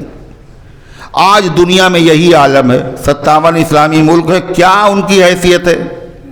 سوچیے آپ، کیوں؟ اس لیے کہ مسلمان ہیں مگر وہ اسلام ان کے اندر نہیں ہے۔ غرضے کہ حضرت فاروق اعظم رضی اللہ تعالیٰ عنہ جب پہنچے بیت المقدس تو سارے عیسائی پادریوں نے اپنی کتابیں کھول لی اور کتاب دیکھ رہے ہیں اور حضرت عمر کو دیکھ رہے ہیں، اور دیکھنے کے بعد جو بڑا پادری تھا اس نے چابیاں حضرت عمر کے حوالے کر دی، ہم آپ سے لڑ نہیں سکتے، ہماری کتاب میں لکھا ہوا ہے اس ملک کے وارث، اس ملک کے حکمراں اور فاتح آپ ہی ہیں۔ آپ سوچئے، یعنی کسی کی نقصیر نہیں پھوٹی، بیت المقدس ایسے فتح ہوا تھا۔ آج اسی مقدس سرزمین پر کتنا خون بہہ گیا، کتنی بمباری، کتنے بچے شہید، کتنی عورتیں شہید، کتنے بے گناہ بوڑھے شہید، اور سلسلہ رکا نہیں۔ اتنے سخت دل ہیں یہ۔ اللہ فرماتا مسلمانوں تمہیں حیرت نہیں ہونا چاہیے، اتنے سخت دل ہیں یہ، اتنے سخت دل ہیں انہوں نے انبیاء کو قتل کیا ہے، ان کے خون تو انبیاء کے خون سے رنگے ہوئے ہیں۔ سب سے سخت عذاب اللہ اسی کو دے گا جس نے کسی نبی کو قتل کیا ہوگا۔ اللہ تعالیٰ فرماتا ہے تو حضرت فاروق اعظم رضی اللہ تعالیٰ عنہ نے کیا کیا؟ وہاں تشریف لے گئے اور وہ جو عیسائی تھا نماز کا وقت ہو گیا، گرجا گھر تھا، اس کا نام تھا قمامہ، تو اس نے کہا یہی نماز پڑھ لیجئے۔ فاروق اعظم نے کہا نہیں، ہم یہاں نہیں پڑھیں گے، اگر ہم نے یہاں نماز پڑھ لی کل مسلمان یہ کہیں گے امیر المومنین نے یہاں نماز پڑھی تھی، ہم اسے مسجد بنائیں گے، ہم یہاں نہیں پڑھیں گے۔ کہیں سے قوم پرستی کی بو نہیں آتی، عمر کو شان عدالت سلام کرتی۔ اللہ تعالیٰ نے کیسے لکھا تھا؟ یہودیوں کو علم تھا، عیسائیوں کو بھی علم تھا، جیسے یہ اللہ کے نبی کو پہچانتے تھے ایسے محمد الرسول اللہ صلی اللہ علیہ وسلم کے خلفاء کو، صحابہ کو پہچانتے تھے۔ اس لیے کہ اللہ تعالیٰ نے ان آسمانی کتابوں میں آخری نبی کا صرف ذکر نہیں کیا ہے بلکہ نبی کی امت کا ذکر کیا ہے، نبی کے خلفاء کا ذکر کیا ہے، اور حضور پاک علیہ السلام کی امت کی نشانیاں قرآن کہتا مثلہم فی التورات ومثلہم فی الانجیل، ان کے حالات توریت میں اور انجیل میں، تمام آسمانی کتابوں میں ہے۔ حضرت فاروق اعظم نے خود واقعہ بیان کیا، کہا جب بیت المقدس فتح ہو گیا تو ایک عیسائی آیا بوڑھا، اور اس کے ہاتھ میں ایک چمڑے کا ٹکڑا تھا بڑا پرانا، اس نے حضرت عمر کو دیا۔ سارے صحابہ دیکھ رہے ہیں، حضرت عمر نے جب اس کو پڑھا تو پڑھنے کے بعد کیا کہا؟ کیا دیا تھا حضرت عمر کو؟ کیا دیا تھا اس نے؟ چمڑے کا ٹکڑا، پرانا بوسیدہ، اس پہ کچھ لکھا ہوا۔ حضرت عمر نے اس کو پڑھا اور حضرت عمر نے اتنا کہا لیس لعمر ولا لابنی، نہ یہ عمر کا ہے نہ عمر کی اولاد کا ہے، نہ عمر کا ہے نہ عمر کی اولاد کا ہے۔ اب سب حیرت میں پڑ گئے، مطلب کیا ہے اس کا؟ نہ عمر کا تحریر دے رہا ہے، عمر کہہ رہے ہیں نہ عمر کا ہے نہ عمر کی اولاد کا ہے۔ تو فاروق اعظم نے پھر اس کا پس منظر بیک گراؤنڈ بتایا، کہنے لگے اصل میں بات یہ ہے زمانے جاہلیت میں، کفر کے زمانے میں جب نبی کریم علیہ السلام نے نبوت کا اعلان بھی نہیں کیا تھا، اس زمانے میں تجارت کرنے کے لیے قافلے کے ساتھ ملک شام آیا، فلسطین کی سرزمین، اور جب قافلہ واپس ہونے لگا تو میں نے کہا کہ تم لوگ چلو دھیرے دھیرے، میرا ایک کام ہے شہر میں، ہم ابھی پورا کر کے آتے ہیں۔ فرماتے مجھے دیر لگ گئی، جب میں آیا تو قافلہ جا چکا تھا، اب میں اکیلا چلتا رہا۔ دوپہر میں گرجا گھر کے دروازے پہ پہنچا تو اندر سے ایک پادری نکلا، اس نے مجھے دیکھا اور مجھے گرجا گھر میں لے گیا۔ ایک کدال دی اس نے اور ایک تسلا، کہنے یہ مٹی پڑی ہے یہاں، اس کو کھودو، یہاں سے وہاں ڈالو۔ وہ سمجھا فری کا مزدور مل گیا ہے۔ اور کہتے ہیں اس نے کیا کیا، مجھے تو بڑا غصہ آیا کہ بھوکا پیاسا دن بھر کا چلا ہوا اکیلے، اور یہ کہہ رہا یہ کرو، اور باہر سے کنڈی لگا کے چلا گیا۔ فرماتے شام کے وقت جب وہ آیا تو اس نے دیکھا انہوں نے تو کوئی کام نہیں کیا، اس نے ایک مکہ میرے مارا، تم نے کام نہیں کیا؟ کہا میں نے وہی کدال اٹھا کے اس کے سر پہ دے ماری، وہ پھڑ پھڑا کے مر گیا اور اس کا بھیجا ناک کے راستے سے باہر نکل آیا۔ اور پھر میں باہر نکلا اور پھر چلنے لگا۔ چلتا چلتا اتفاق یہ کہ پھر دوسرا گرجا گھر کے دروازے پہ پہنچا، وہاں بھی گرجا گھر، مگر یہاں مسئلہ دوسرا تھا۔ جو پادری نکلا بڑا بوڑھا، اس نے مجھے دیکھا سر سے پیر تک، اس کے بعد جلدی سے وہ دسترخوان بچھایا، کھانا لایا، پانی لایا، اور غور سے دیکھ رہا ہے مجھے۔ کہا اس کے بعد یہ ایک چمڑے کا ٹکڑا لے کے آیا اور کہنا اس پہ یہ لکھ دو یہ گرجا گھر اس کے علاقے میں ایریے میں جتنی زمین ہے ہم تمہارے نام لکھے دے رہے ہیں۔ تو حضرت عمر نے کہا مذاق نہ کرو، تفریح نہ کرو، ارے ہم کون ہوتے ہیں دینے والے؟ جو مالک ہوتا ہے وہ دیا کرتا ہے، ہم تو اس کے مالک نہیں ہیں۔ تو اس نے کہا حرج کیا ہے اگر آپ لکھ دیں؟ کہا اللہ کے بندے تو نے کھانا کھلایا، پانی پلایا، تیرا شکریہ، مگر تفریح مت کرو۔ کہلے کیا نام ہے آپ کا؟ کہلے عمر۔ کہلے پھر پتا ہے تمہیں سب سے دنیا والے جانتے ہیں سب سے زیادہ آسمانی کتابوں کا سب سے بڑا عالم اس وقت میں ہوں، اور میں اپنے علم کی بنیاد پر یہ بات کہہ رہا ہوں، ایک دن آئے گا تم یہ علاقہ فتح کرو گے۔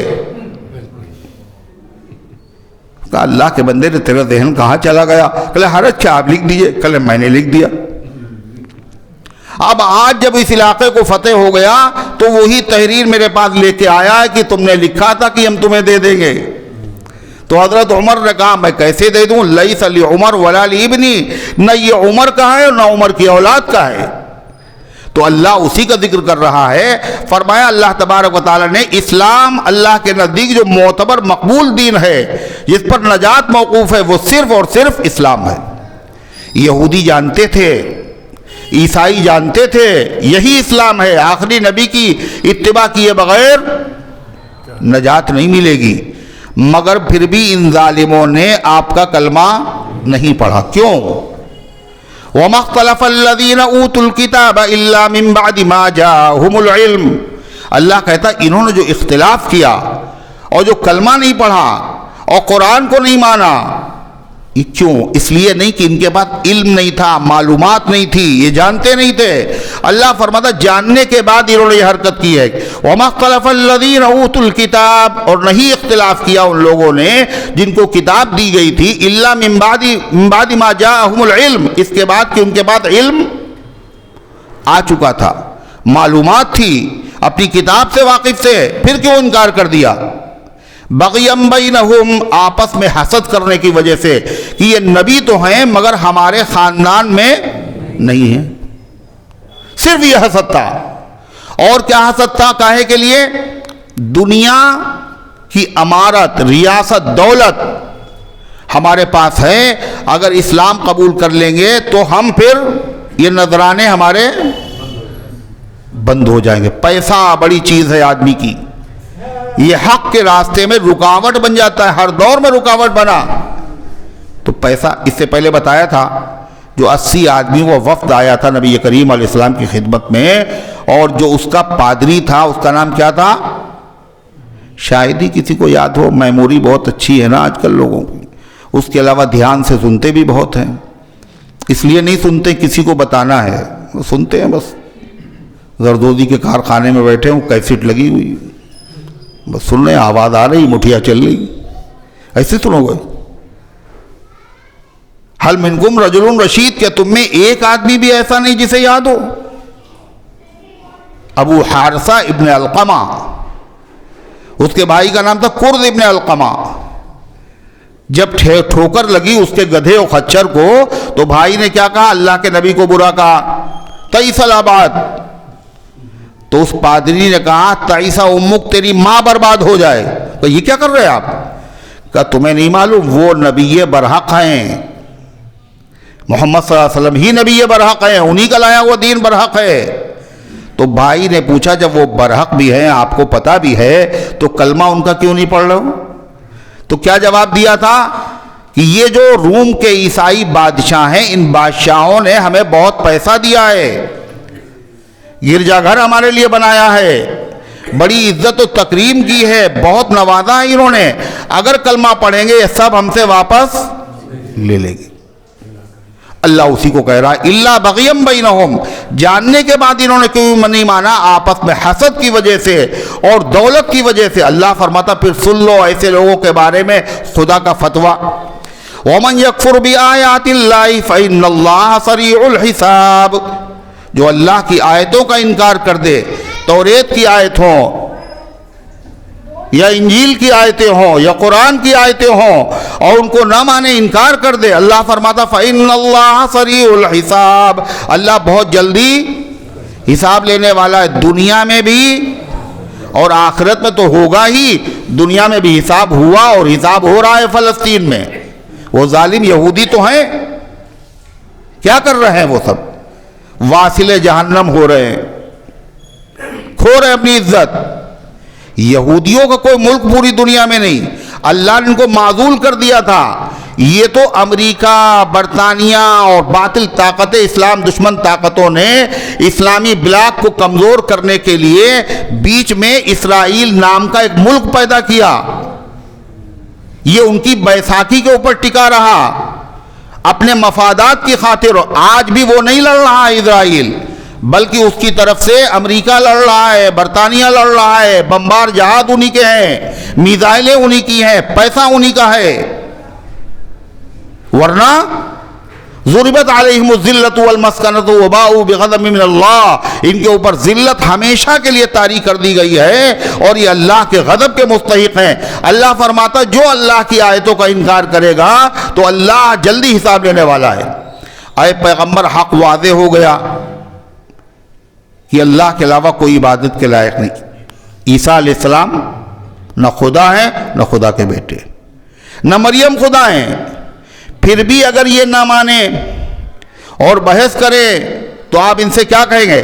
فَإِنْ حَاجُّوكَ فَقُلْ أَسْلَمْتُ وَجْهِيَ لِلَّهِ وَمَنِ اتَّبَعَنِ, اگر یہ آپ سے جھگڑا کرے, بحث کریں, تو ان سے کہہ دو اسلمت وجہی للہ, میں نے اپنا چہرہ اللہ کے آگے جھکا دیا, ہر حکم خدا کا ہم نے مان لیا. اور ہم ہی نے نہیں مانا, وَمَنِ اتَّبَعَنِي, جو میرے ماننے والے ہیں انہوں نے بھی اللہ کے ہر حکم کو, اور اللہ کے ہر حکم کو ماننے کا نام ہی اسلام ہے. اور وہ کون سا حکم ایسا ہے جو صحابہ نے بولو نہیں مانا؟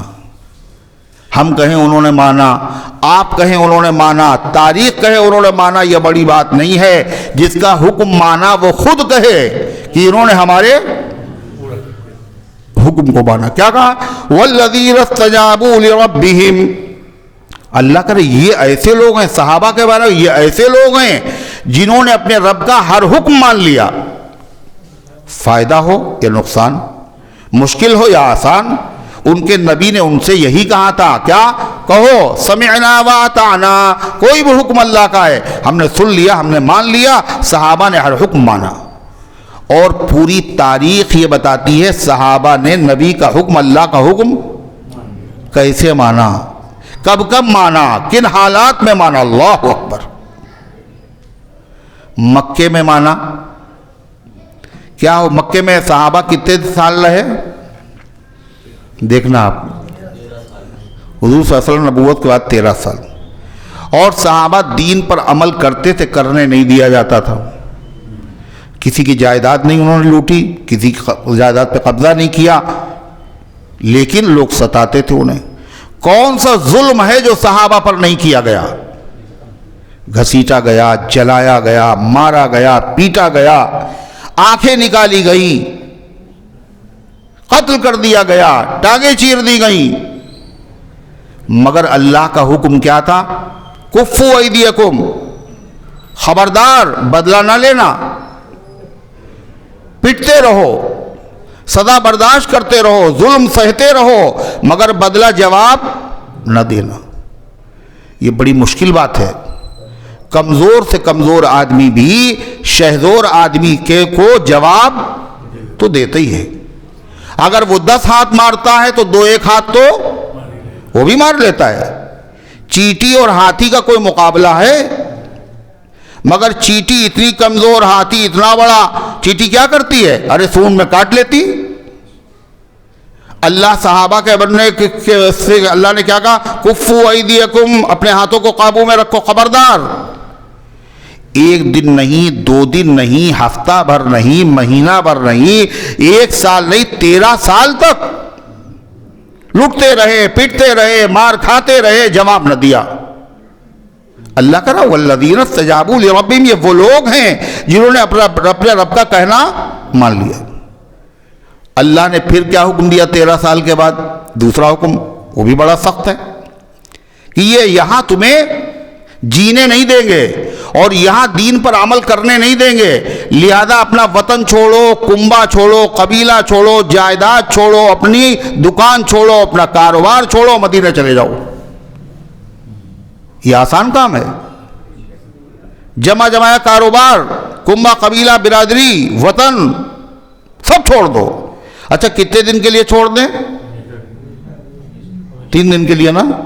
جماعت میں جو بیچارے لوگ جاتے ہیں کئی دن کے لیے، اس میں بھی وہ بیچارے کہتے ہیں جب 3 دن کے لیے چلو تو کتنے تیار ہوتے، اور معلوم ہے 3 دن کے بعد آ جائیں گے. 40 دن، 4 مہینے، 1 سال، یہاں تو ہمیشہ کے لیے چھوڑ دو. مگر ایک صحابی ایسا نہیں تھا جس نے اللہ کے اس حکم پر عمل نہ کیا، سب نے چھوڑ دیا. کتنا بڑا امتحان ہے صحابہ. صحابہ کے 2 طبقے ہیں، ایک مہاجر، ایک انصار. مہاجر صحابہ کی اطاعت کا یہ رنگ ہے. کہا مکے میں جواب نہ دو، جواب نہیں دیا، کہا مکہ چھوڑ دو، چھوڑ دیا. مگر انصار صحابہ تو سب صحابہ، انہوں نے بھی کہنا مانا، انہوں نے بھی کہا. ان کی اطاعت کا رنگ کیا ہے؟ جب یہ لوگ پہنچے، لوٹے پٹے، کہاں؟ مدینے، تو حضور نے کیا کہا؟ ان کی مدد کرو، اپنے گھر پہ ٹھہراؤ، ٹھکانہ دو.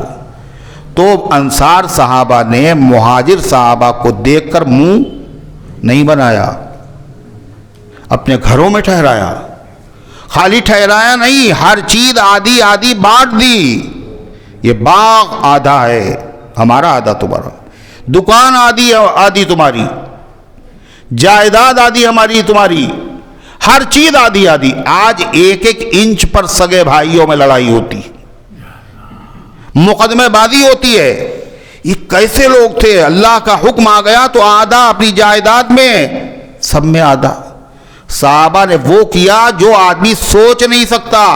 کہنے لگے دیکھو تم آئے ہو، تمہاری کوئی بیوی نہیں، میرے پاس 2 بیویاں ہیں، جو بتاؤ، جس کو پسند کرو ہم اسے طلاق دے دے، تم اس سے نکاح کرو. انتہا ہے. والذین استجابوا لربہم، یہ وہ لوگ ہیں جنہوں نے اپنے رب کا کہنا مان لیا. اسی کا نام اسلام ہے، یہ حقیقی اسلام ہے. صحابہ نے کیا مانا اللہ کے نبی کا کہنا؟ کیسے؟ مدینہ طیبہ جائیے، اللہ ہم سب کو لے جائے. ایک بار لے جائے یا بار بار؟ اچھا بار بار لے جائے، ہم سب کو لے جائے. مدینے میں ایک مسجد ہے، اس کا نام مسجد قبلتین ہے. یہ مسجد بتا رہی ہے کہ صحابہ نے اللہ کا ہر حکم مانا تھا. 2 قبلے کیوں ہیں؟ کہ آدھی نماز پڑھی ہے بیت اللہ کی طرف، بیت المقدس کی طرف، اور آدھی نماز بیت اللہ کی طرف. 4 رکعت والی نماز تھی، رکوع کی حالت میں تھے، فوراً خبر آئی اللہ کے نبی صلی اللہ علیہ وسلم نے فرمایا ہے مسلمانوں تمہارا قبلہ بدل گیا۔ رکوع کی حالت ہی میں صحابہ فوراً کعبے کی طرف گھوم گئے، اور پتہ ہے آپ کو جو پیچھے تھے وہ آگے آ گئے، جو آگے تھے وہ پیچھے آ گئے، اتنا فرق تھا گھومنے میں۔ آج اس مسجد میں دونوں نشان موجود ہیں، پہلے ادھر منہ تھا اب ادھر ان کا ہو، کوئی ایک مسئلہ ہے۔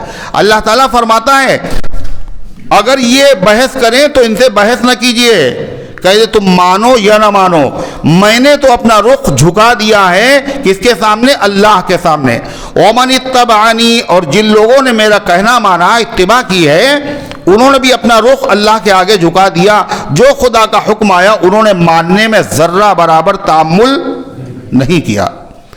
وَقُلْ لِلَّذِينَ أُوتُوا الْكِتَابَ وَالْأُمِّيِّينَ أَسْلَمْتُمْ، اور اے پیغمبر اعلان کر دو ہم نے تو مان لیا، تمہارے لیے ابھی ٹائم ہے، وقت ہے، تم نے نہیں مانا، جانتے تو ہو میں آخری نبی ہوں، جانتے ہو تو قرآن اللہ کی سچی کتاب ہے، اور یہ دین اسلامی برحق دین ہے، اس کے علاوہ کوئی دین مذہب قبول نہیں ہوگا، جانتے تو ہو، ابھی بھی ٹائم ہے، اگر مان لوگے تو بھلا ہو جائے گا۔ کیا فرمایا؟ وَقُلْ لِلَّذِينَ أُوتُوا الْكِتَابَ، اور کہہ دیجئے اے پیغمبر کتاب والوں سے، توریت والوں سے، انجیل والوں سے، وَالْأُمِّيِّينَ، اور ان پڑھ لوگوں سے کہہ دیجئے۔ ان پڑھ لوگ کون تھے؟ ان پڑھ لوگ کون تھے؟ تورات والے صاحب کتاب، انجیل والے صاحب، یہ ان پڑھ لوگ کون؟ ان پڑھ لوگ مکے کے لوگ تھے، مشرک لوگ تھے، جن میں اللہ نے نبی کو پیغمبر بنا کر کے، آپ بھی امی تھے، آپ کی قوم بھی امی تھی، کتنے لوگ لکھنا پڑھنا مکے میں جانتے تھے؟ بھول گئے؟ پھر بڑی مشکل ہے، سبق یاد نہیں ہوتا، جب بھی سنا خوشی نہ ہوئی، ہے نا؟ مسلم، امام مسلم آپ کو تو یاد ہوگا، کتنے لوگ تھے پڑھے لکھے جو لکھنا ہے؟ 17، صرف 17 پورے ملک میں، پورے مکے میں۔ اللہ کہہ رہا ہے مکے والوں سے بھی کہہ دو، اور جو پڑھے لکھے کہلاتے ہیں اور پڑھا لکھا اپنے آپ کو سمجھتے ہیں، توریت اور انجیل والے یہودی عیسائی، ان سب سے میری طرف سے کہہ دو کیا؟ اسلمتم، ٹائم ہے تمہارے لیے، مانو گے نہیں مانو گے؟ اللہ کا حکم مانو گے نہیں مانو گے؟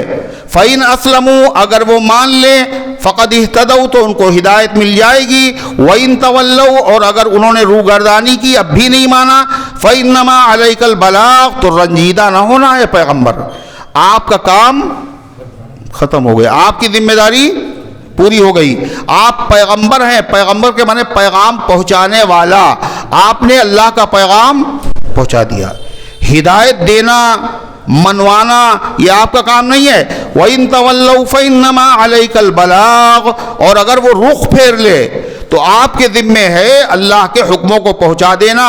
وَاللَّهُ بَصِيرٌ بِالْعِبَادِ، اور اللہ اپنے تمام بندوں کو دیکھ رہا ہے، کون نافرمانی کر رہا ہے اور کون فرمانبرداری، کون جان بوجھ کے انکار کر رہا ہے، کون دنیا کی خاطر اسلام کو بیچ رہا ہے، کون دنیا کی خاطر اسلام کو قبول نہیں کر رہا ہے۔ اللہ کے علم میں سب ہے، اور اللہ قیامت کے دن سب کو ان کے عمل کے اعتبار سے جزا اور سزا دے گا۔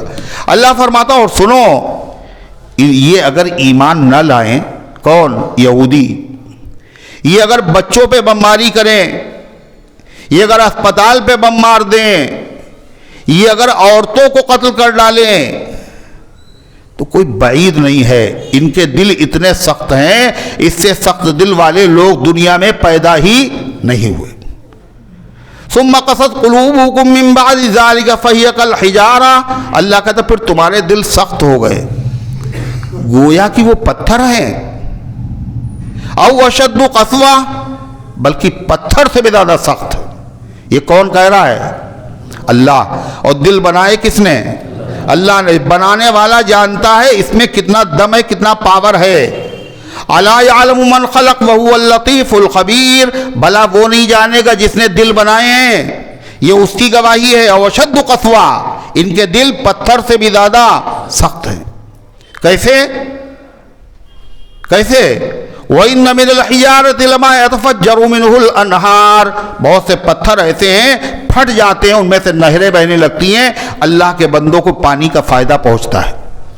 وَإِنَّ مِنْهَا لَمَا يَشَّقَّقُ فَيَخْرُجُ مِنْهُ الْمَاءُ، اور بعض پتھر پہاڑ ایسے ہیں جو پھٹ جاتے ہیں اور ہلکا ہلکا پانی رستا ہے، نہریں تو نہیں بہتی، تھوڑا بہت پانی چشمے جاری ہو جاتے ہیں، ان سے بھی لوگوں کو فائدہ ہوتا ہے۔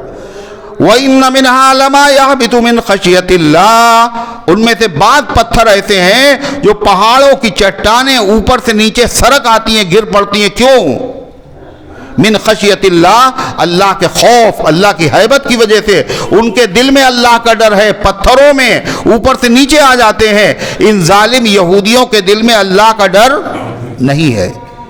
کتنا ڈر نہیں ہے؟ اللہ فرماتا سنو، ان الذین یکفرون بآیات اللہ، بے شک وہ لوگ جو اللہ کی آیتوں کا انکار کر رہے ہیں، اے پیغمبر یہ یہودی کون ہے، ان کو پہچانیے۔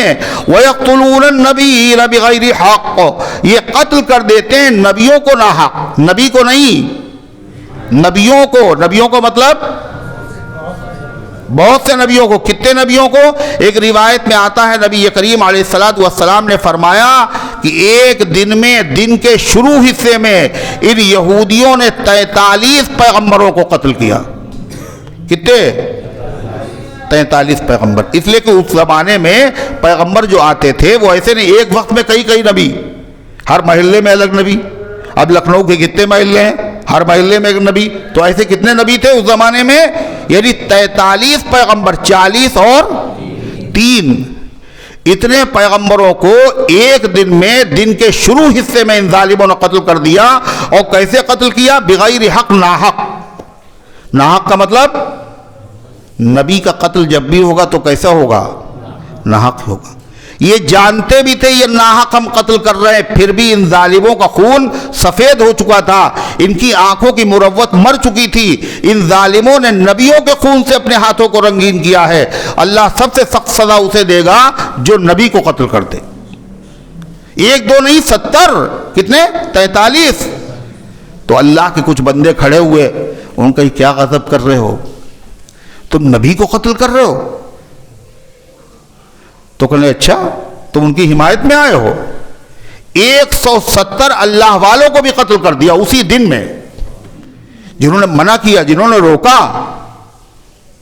نبیوں کے قتل سے اپنے ہاتھوں کو رنگین کر رہے ہو۔ جب حضرت عثمان غنی کا محاصرہ کر لیا لوگوں نے، گھر کا کھانا بند، پانی بند، مسجد نبوی میں جانا بند، تو عبداللہ ابن سلام نے فرمایا، جو یہودیوں کے عالم تھے، یہ اللہ کے نبی کے خلیفہ ہیں، ان کو قتل نہ کرنا۔ اگر تم نے ان کو قتل کر دیا تو اس کے بدلے میں 35,000 لوگ مارے جائیں گے۔ جب کوئی قوم کسی نبی کو قتل کرتی ہے تو اس کے بدلے میں 70,000 لوگ مارے جاتے ہیں، اور جب خلیفہ کو قتل کرتی ہے تو 35,000 لوگ مارے جاتے ہیں۔ یہ 43,000 نبیوں کو قتل کیا، 170 اللہ والوں کو ذبح کر دیا۔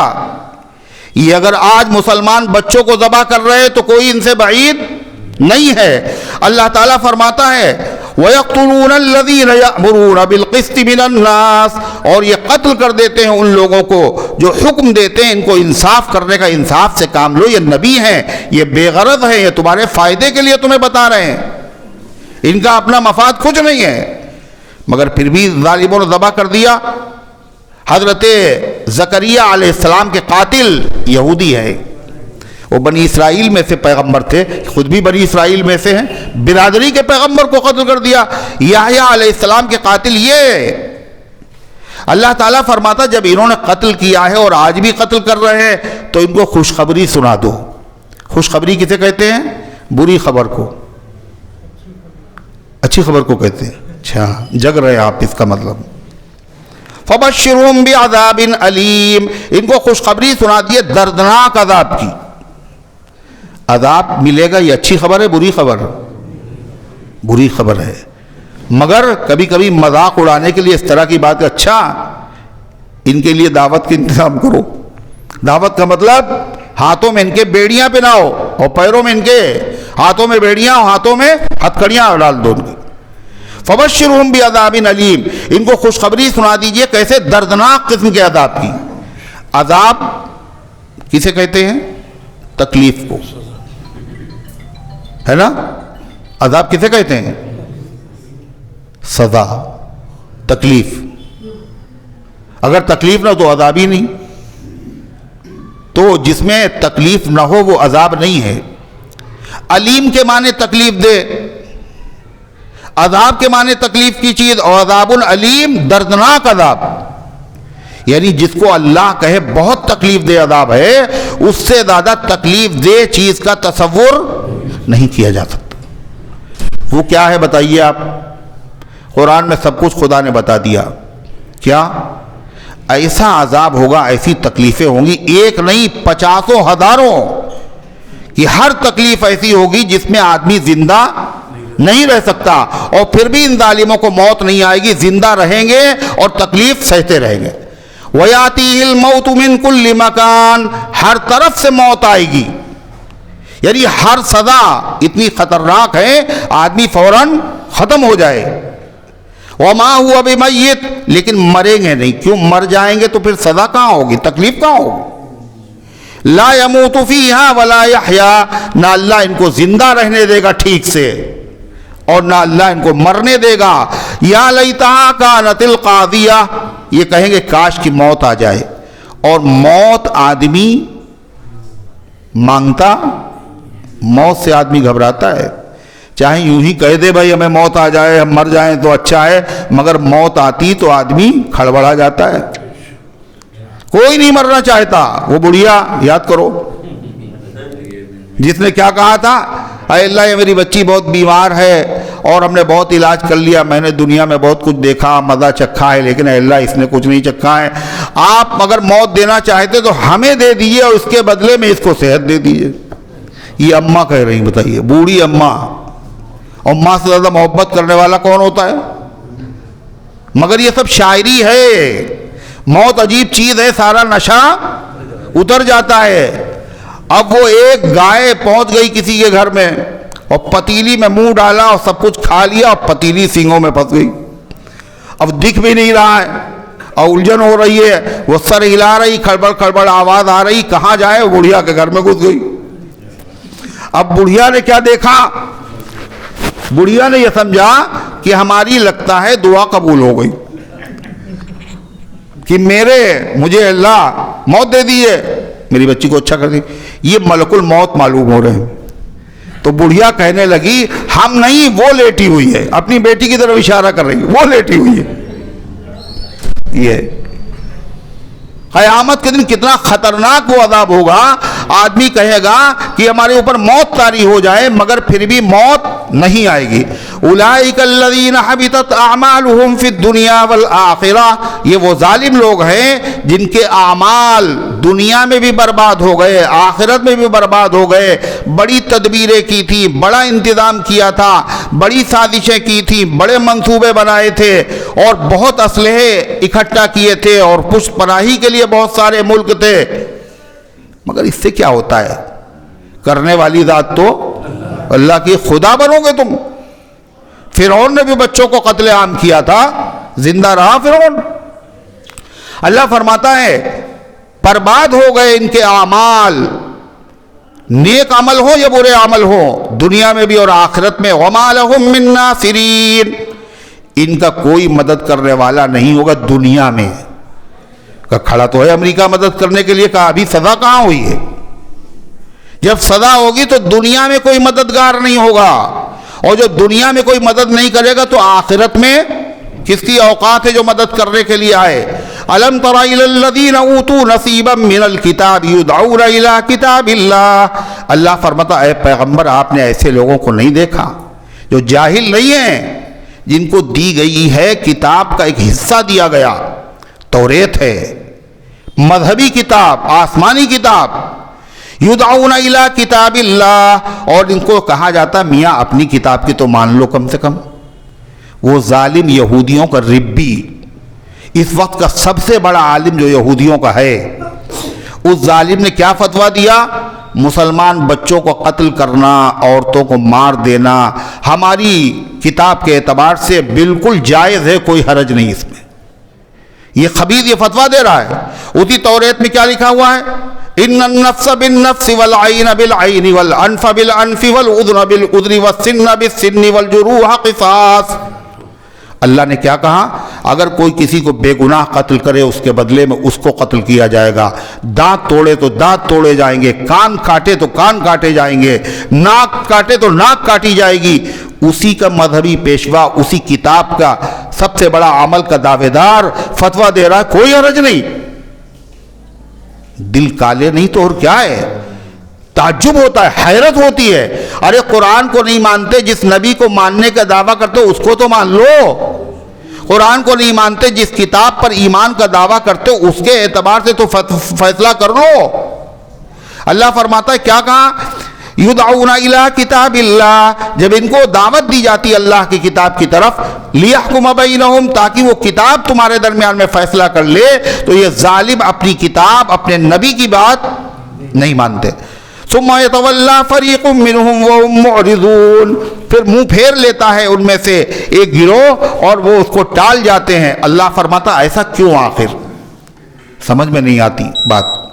یہ نبی پر ایمان رکھتے ہیں، قیامت پر ایمان رکھتے ہیں، یہ اللہ کی توحید کے ماننے کا دعویٰ کرتے ہیں، مرنے کے بعد زندگی مانتے ہیں، جنت مانتے ہیں، یہ جہنم مانتے ہیں، پھر اتنے جرائم کیوں؟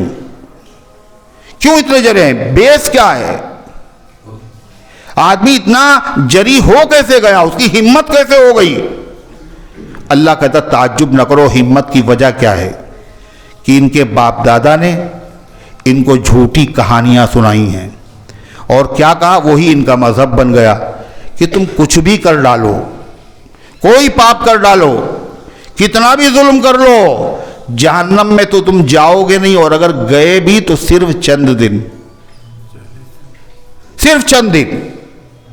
کہا یعقوب علیہ السلام سے اللہ نے وعدہ لیا ہے کہ قسم کھانے کے لیے تھوڑے دن جہنم میں تم لوگوں کو بھیجیں گے اور باقی پھر جنت میں آرام کرنا، چین کرنا. تھوڑے دن کی بات ہے، کوئی مسئلہ ہے؟ یہ ان کی کہانیاں ہیں. اللہ ہمیں عذاب نہیں دے گا، ہم نبیوں کی اولاد ہیں، ہم یعقوب علیہ السلام کی اولاد ہیں. اللہ فرماتا قرآن میں سنیے، ذالک بانہم قالوا لن تمسنا النار الا ایاما معدودا. یہ جرأت، یہ جسارت، یہ ظلم اس وجہ سے ہے، انہوں نے کہا کہ ہمیں جہنم کی آگ نہیں چھوئے گی، الا ایاما معدودات، مگر چند دن، گنے چنے گنتی کے چند دن، اور وہ جھیل لیں گے، دنیا میں منمانی کر لیں. وغرہم فی دینہم، اور ان کو دھوکے میں ڈال رکھا ہے ان کے دین میں، ان کی تراشی ہوئی باتوں نے.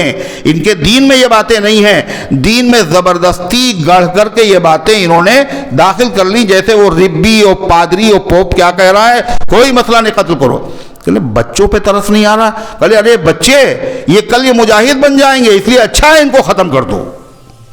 یہ مولوی مذہب، جب کسی آدمی کا مذہبی شخص برباد ہو جاتا ہے تو اس قوم کے سدھرنے کی کوئی امید نہیں ہوتی.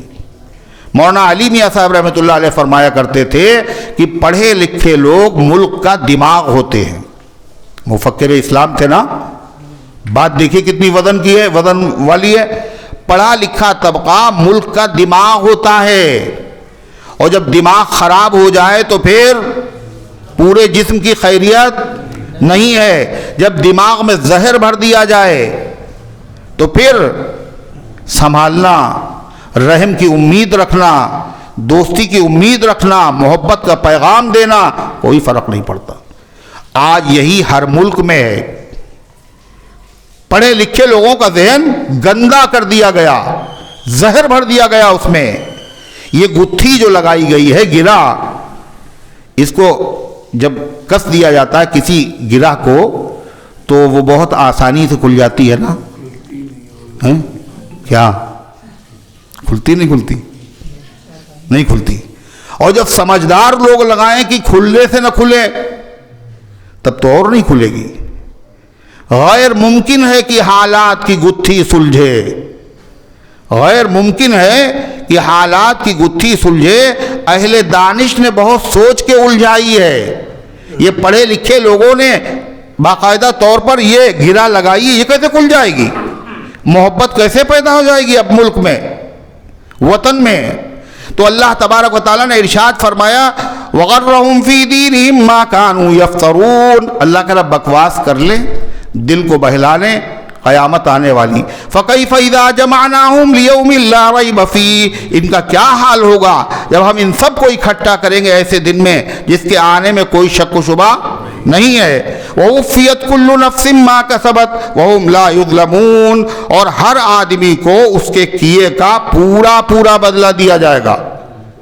ذرے کے برابر ظلم ہوا ہے تو بدلہ لیا جائے گا۔ بے سینگ کی بکری کو سینگ والی بکری نے اگر مارا تھا تو بے سینگ کی بکری کو سینگ دیے جائیں گے، اپنا بدلہ لے لو۔ جو خدا جانوروں میں انصاف کرے گا وہ انسانوں میں انصاف نہیں کرے گا؟ بے گناہ اللہ تعالیٰ فرماتا فَوُفِّيَتْ كُلُّ نَفْسٍ مَا كَسَبَتْ، ہر ایک کو پورا پورا بدلہ دیا جائے گا جو اس نے کمایا، ان پر ظلم نہیں کیا جائے گا۔ قُلِ اللَّهُمَّ مَالِكَ الْمُلْكِ تُؤْتِ الْمُلْكَ مَن تَشَاءُ، ان سے کہہ دو زیادہ اپنے آلات پر اور مسلمانوں کی کمزوری پر زیادہ بھروسہ مت کرو، تم سوچ رہو ہم ہی ہم ہیں، ایسا نہیں ہے۔ سب سے بڑی کوئی طاقت ہے، اسی کی دی ہوئی طاقت ہے، اور اس کی وجہ سے اترا رہے ہو۔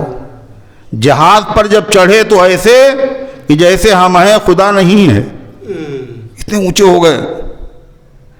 جہاز پر جب چڑھے تو ایسے کہ جیسے ہم ہیں خدا نہیں ہے، اور جہاز سے جب گرے تو ایسے کہ لاش کا بھی پتہ نہیں ہے۔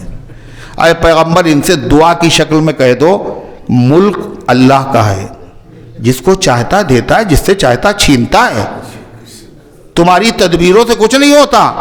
اس میں اشارہ ہے یہ ملک مسلمانوں کو ملے گا اگر واقعی وہ مسلمان ہیں۔ کیا کہا؟ قُلِ اللَّهُمَّ مَالِكَ الْمُلْكِ تُؤْتِي الْمُلْكَ مَن تَشَاءُ، آپ کہیے اے اللہ مالک الملک، ملک کے مالک تو آپ ہیں، تُؤْتِي الْمُلْكَ مَن تَشَاءُ، جس کو چاہتے ہیں آپ دیتے ہیں۔ ضروری نہیں جس کو اللہ نے حکومت دے دی وہ نیک آدمی ہوں، ضروری نہیں ہے۔ جس کو آپ چاہتے ہیں، آپ کی حکمت ہے، بروں کو دینے میں کیا ہے، بھلوں کو دینے میں کیا ہے۔ لہذا جب کبھی مسلمان بڑا مایوس ہو جاتا کہ صاحب پھر دیکھیے ایسا ہوگا، پھر دیکھیے ایسا ہوگا، قرآن کی آیت کیا کہہ رہی تم نے غور نہیں کیا؟ جس کو وہ چاہتا ہے دیتا ہے، لیاقت صلاحیت کی بنیاد پر نہیں، نیکی کی بنیاد پر نہیں۔ فرعون کی نیکی کی بنیاد پر حکومت دی تھی، نمرود کو اس کی بزرگی کی بنیاد پر دی تھی حکومت۔ تُؤْتِي الْمُلْكَ مَن تَشَاءُ، جس کو چاہتا ہے حکومت دیتا ہے اور جس سے چاہتا ہے چھین لیتا ہے۔ وَتُعِزُّ مَن تَشَاءُ وَتُذِلُّ مَن تَشَاءُ، اور جس کو چاہتا ہے تو غالب کر دیتا ہے، حالانکہ وہ بالکل کمزور تھا اس کو غالب کر دیا۔ وَتُذِلُّ مَن تَشَاءُ، اور جس کو چاہتا مغلوب و پست کر دیتا ہے، بڑی طاقت، بڑی قوت، بڑے سامان کے باوجود۔ بِيَدِكَ الْخَيْرُ، تیرے ہی قبضے میں تمام بھلائیاں ہیں۔ إِنَّكَ عَلَى كُلِّ شَيْءٍ قَدِيرٌ، سب مجبور و بے بس ہیں، تو ہر چیز پر قادر ہے۔ حالات چاہے جتنے خلاف ہوں، سمندر کے قطروں کے برابر اور ریت کے ذروں کے برابر بھی اگر حالات خلاف ہوں، پھر بھی مسلمان کو مایوس نہیں ہونا چاہیے۔ کیوں؟ ان اللہ علی کل شیء قدیر، اللہ سب کچھ کر سکتا ہے۔ اللہ کہتے دیکھتے نہیں ہو تم، تمہاری میری قدرت سمجھ میں نہیں آتی؟ تولج اللیل فی النہار وتولج النہار فی اللیل، تو داخل کر دیتا ہے رات کو دن میں، تو دن 14 گھنٹے کا بن جاتا ہے اور رات 10 گھنٹے کی۔ وتولج النہار فی اللیل، اور داخل کر دیتا ہے دن کو رات میں، تو رات 14 گھنٹے کی ہو جاتی ہے اور دن 10 گھنٹے کا۔ آج کل کیا ہے؟ کیا بخالی سر نہیں ہو، دن داخل ہے رات میں یا رات داخل ہے دن؟ کیا چل رہا ہے؟ سوچ کے بتائیے۔ کہہ رہے رات داخل ہے دن میں، دیکھا آپ نے؟ وَتُخْرِجُ الْحَيَّ مِنَ الْمَيِّتِ وَتُخْرِجُ الْمَيِّتَ مِنَ الْحَيِّ، اور نکالتے ہیں آپ مردے سے زندہ کو، انڈے سے مرغی کا بچہ۔ وَتُخْرِجُ الْمَيِّتَ مِنَ الْحَيِّ، اور نکالتے ہیں مردے کو زندہ سے، یعنی انڈا مرغی سے۔ اور کیا نکالتے ہیں؟ مومن سے غیر مومن کو۔ مومن زندہ ہے، غیر مومن اولاد پیدا ہوئی، یہ مردہ ہے. ابراہیم علیہ السلام کے باپ کافر ہیں, غیر کیا ہیں, مردہ ہیں. کس کو نکالا؟ زندہ کو, ابراہیم پیغمبر کو. نوح علیہ السلام زندہ ہیں, پیغمبر ہیں, اور بیٹا ان کا کافر ہے. خالد ابن ولید ابن مغیرہ مردہ ہے, خالد زندہ ہے. اکرمہ ابن ابو جہل مردہ ہے, اکرمہ زندہ ہے. تیری قدرت ہے. اللہ فرماتا ہے وَتَرْزُقُ مَن تَشَاءُ بِغَيْرِ حساب, اور آپ جس کو چاہے بے حساب دے دیں. کوئی بھی حساب لینے والا, کوئی روکنے والا, ٹوکنے والا نہیں ہے. اللہ فرماتا مسلمانوں تم نے دیکھ لیا یہودی کیا ہے, عیسائی کیا ہے. ارے دیکھ لیا نہیں دیکھ لیا؟ تم نے نہیں دیکھا, پوری دنیا دیکھ رہی ہے, ہر ملک کے لوگ چیخ رہے ہیں. تو ہو کیا رہا ہے؟ اتنا ظلم. اللہ فرماتا لہذا ہم تم سے کہہ رہے ہیں تم ہمارے ہو, ان یہود اور نصارہ سے دوستی نہ کرنا. مگر مسلم ملکوں کو کیا ہوا؟ معاہدے کر رہے ہیں وہ ان سے. یہ کیا ہے؟ اسی لیے تو یہ سب ہے. لا يتخذ المؤمنون الكافرین اولیاء من دون المؤمنین. ایمان والوں کو کافروں سے دوستی نہیں کرنا چاہیے. ایمان والوں کو چھوڑ کر دلی دوستی نہ کرو. ظاہری معاملات, کاروبار, اچھا اخلاق سے پیش آنا صحیح ہے.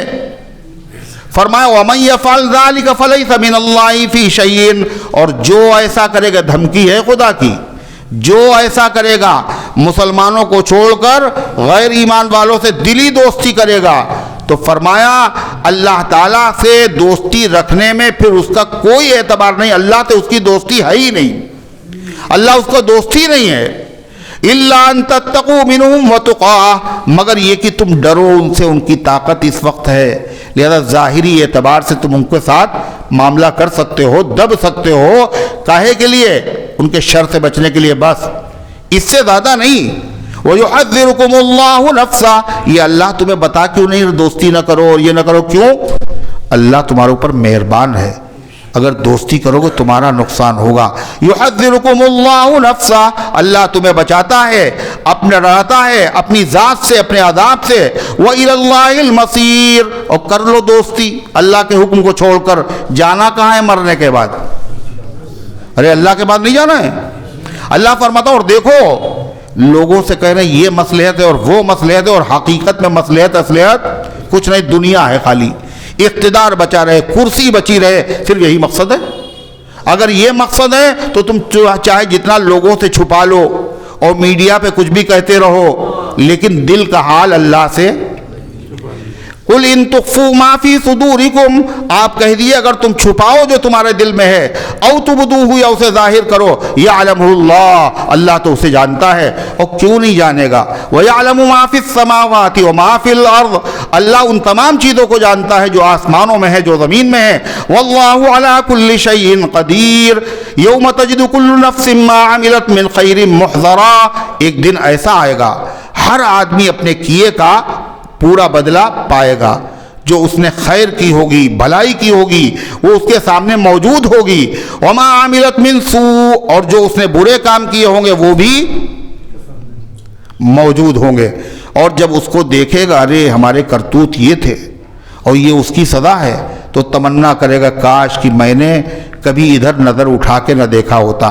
تود لو ان بینہا وبینہ امدا بعیدا, تو تمنا کرے گا کیا خوب ہوتا اس آدمی کے درمیان میں اور ہمارے درمیان میں بہت بڑی مسافت اور بہت بڑا فاصلہ ہوتا. یحذرکم اللہ نفسا, اللہ تم کو اپنی ذات سے ڈرا رہا ہے. دیکھو ہم پکڑیں گے تمہیں, پہلے سے بتا دینا پکڑ ہوگی. یہ احسان ہے نہیں ہے؟ بتائیے, کسی آدمی کے قتل کا منصوبہ بنا ہوا ہے اور اس نے بتا دیا میاں سنبھل کے جانا, احسان ہے نہیں؟ اللہ کرے بہت بڑی پکڑ ہوگی, ہم تمہیں پہلے سے باخبر کر رہے ہیں. یہ ہمدردی ہے, کیوں؟ واللہ رؤوف بالعباد, اللہ اپنے بندوں پر بڑا مہربان ہے, اسی لیے پہلے سے اس نے باخبر کر دیا. اللہ ان گزارشات کو قبول فرمائے, عمل کرنے کی توفیق عطا فرمائے.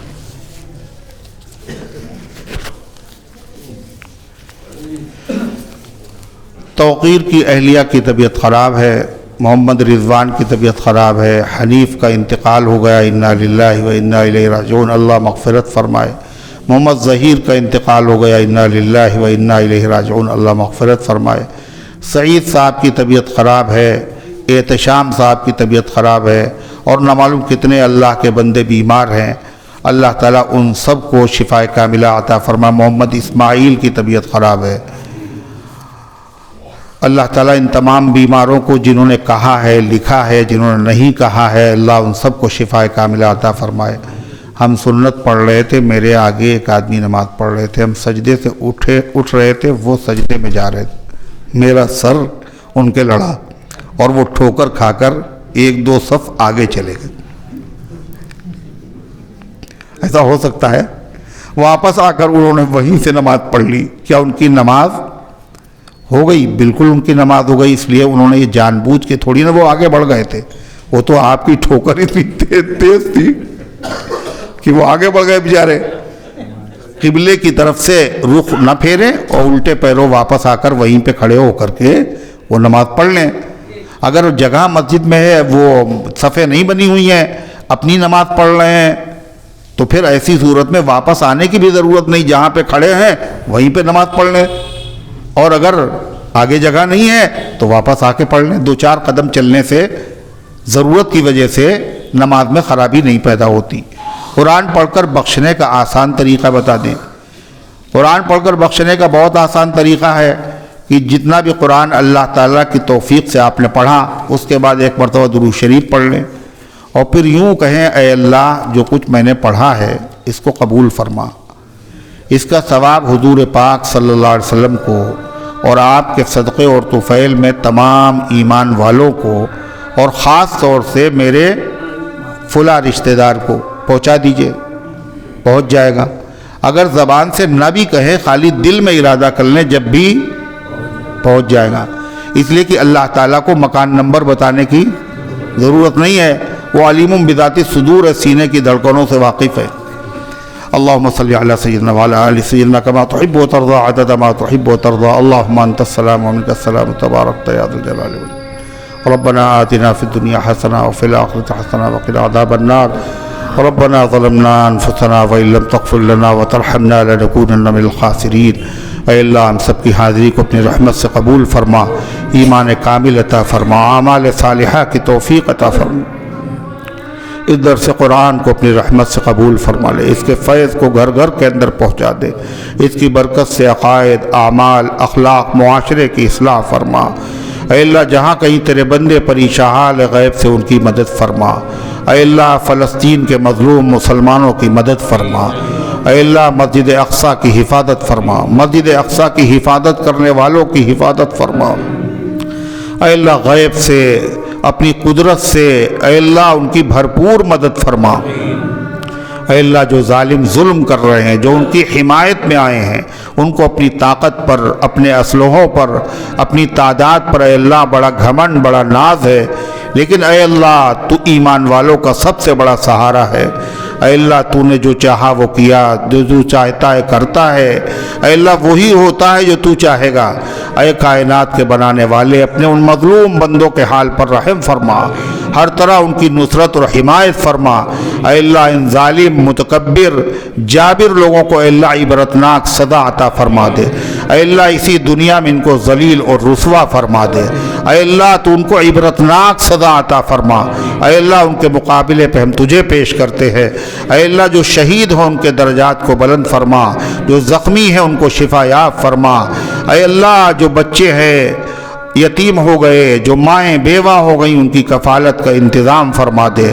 اے اللہ پورے عالم میں ہدایت کی ہواؤں کو چلا دے، ہمارے ملک کی، ہمارے وطن کی فرقہ پرستوں کی شرارت سے حفاظت فرما۔ اے اللہ جو دنیا سے جا چکے ان سب کو معاف فرما، ہم سب کو اسلام پر زندہ رکھ، ایمان پر موت دے، ایمان والوں کے ساتھ حشر فرما۔ آمین یا رب العالمین، وصلی اللہ علیہ وسلم۔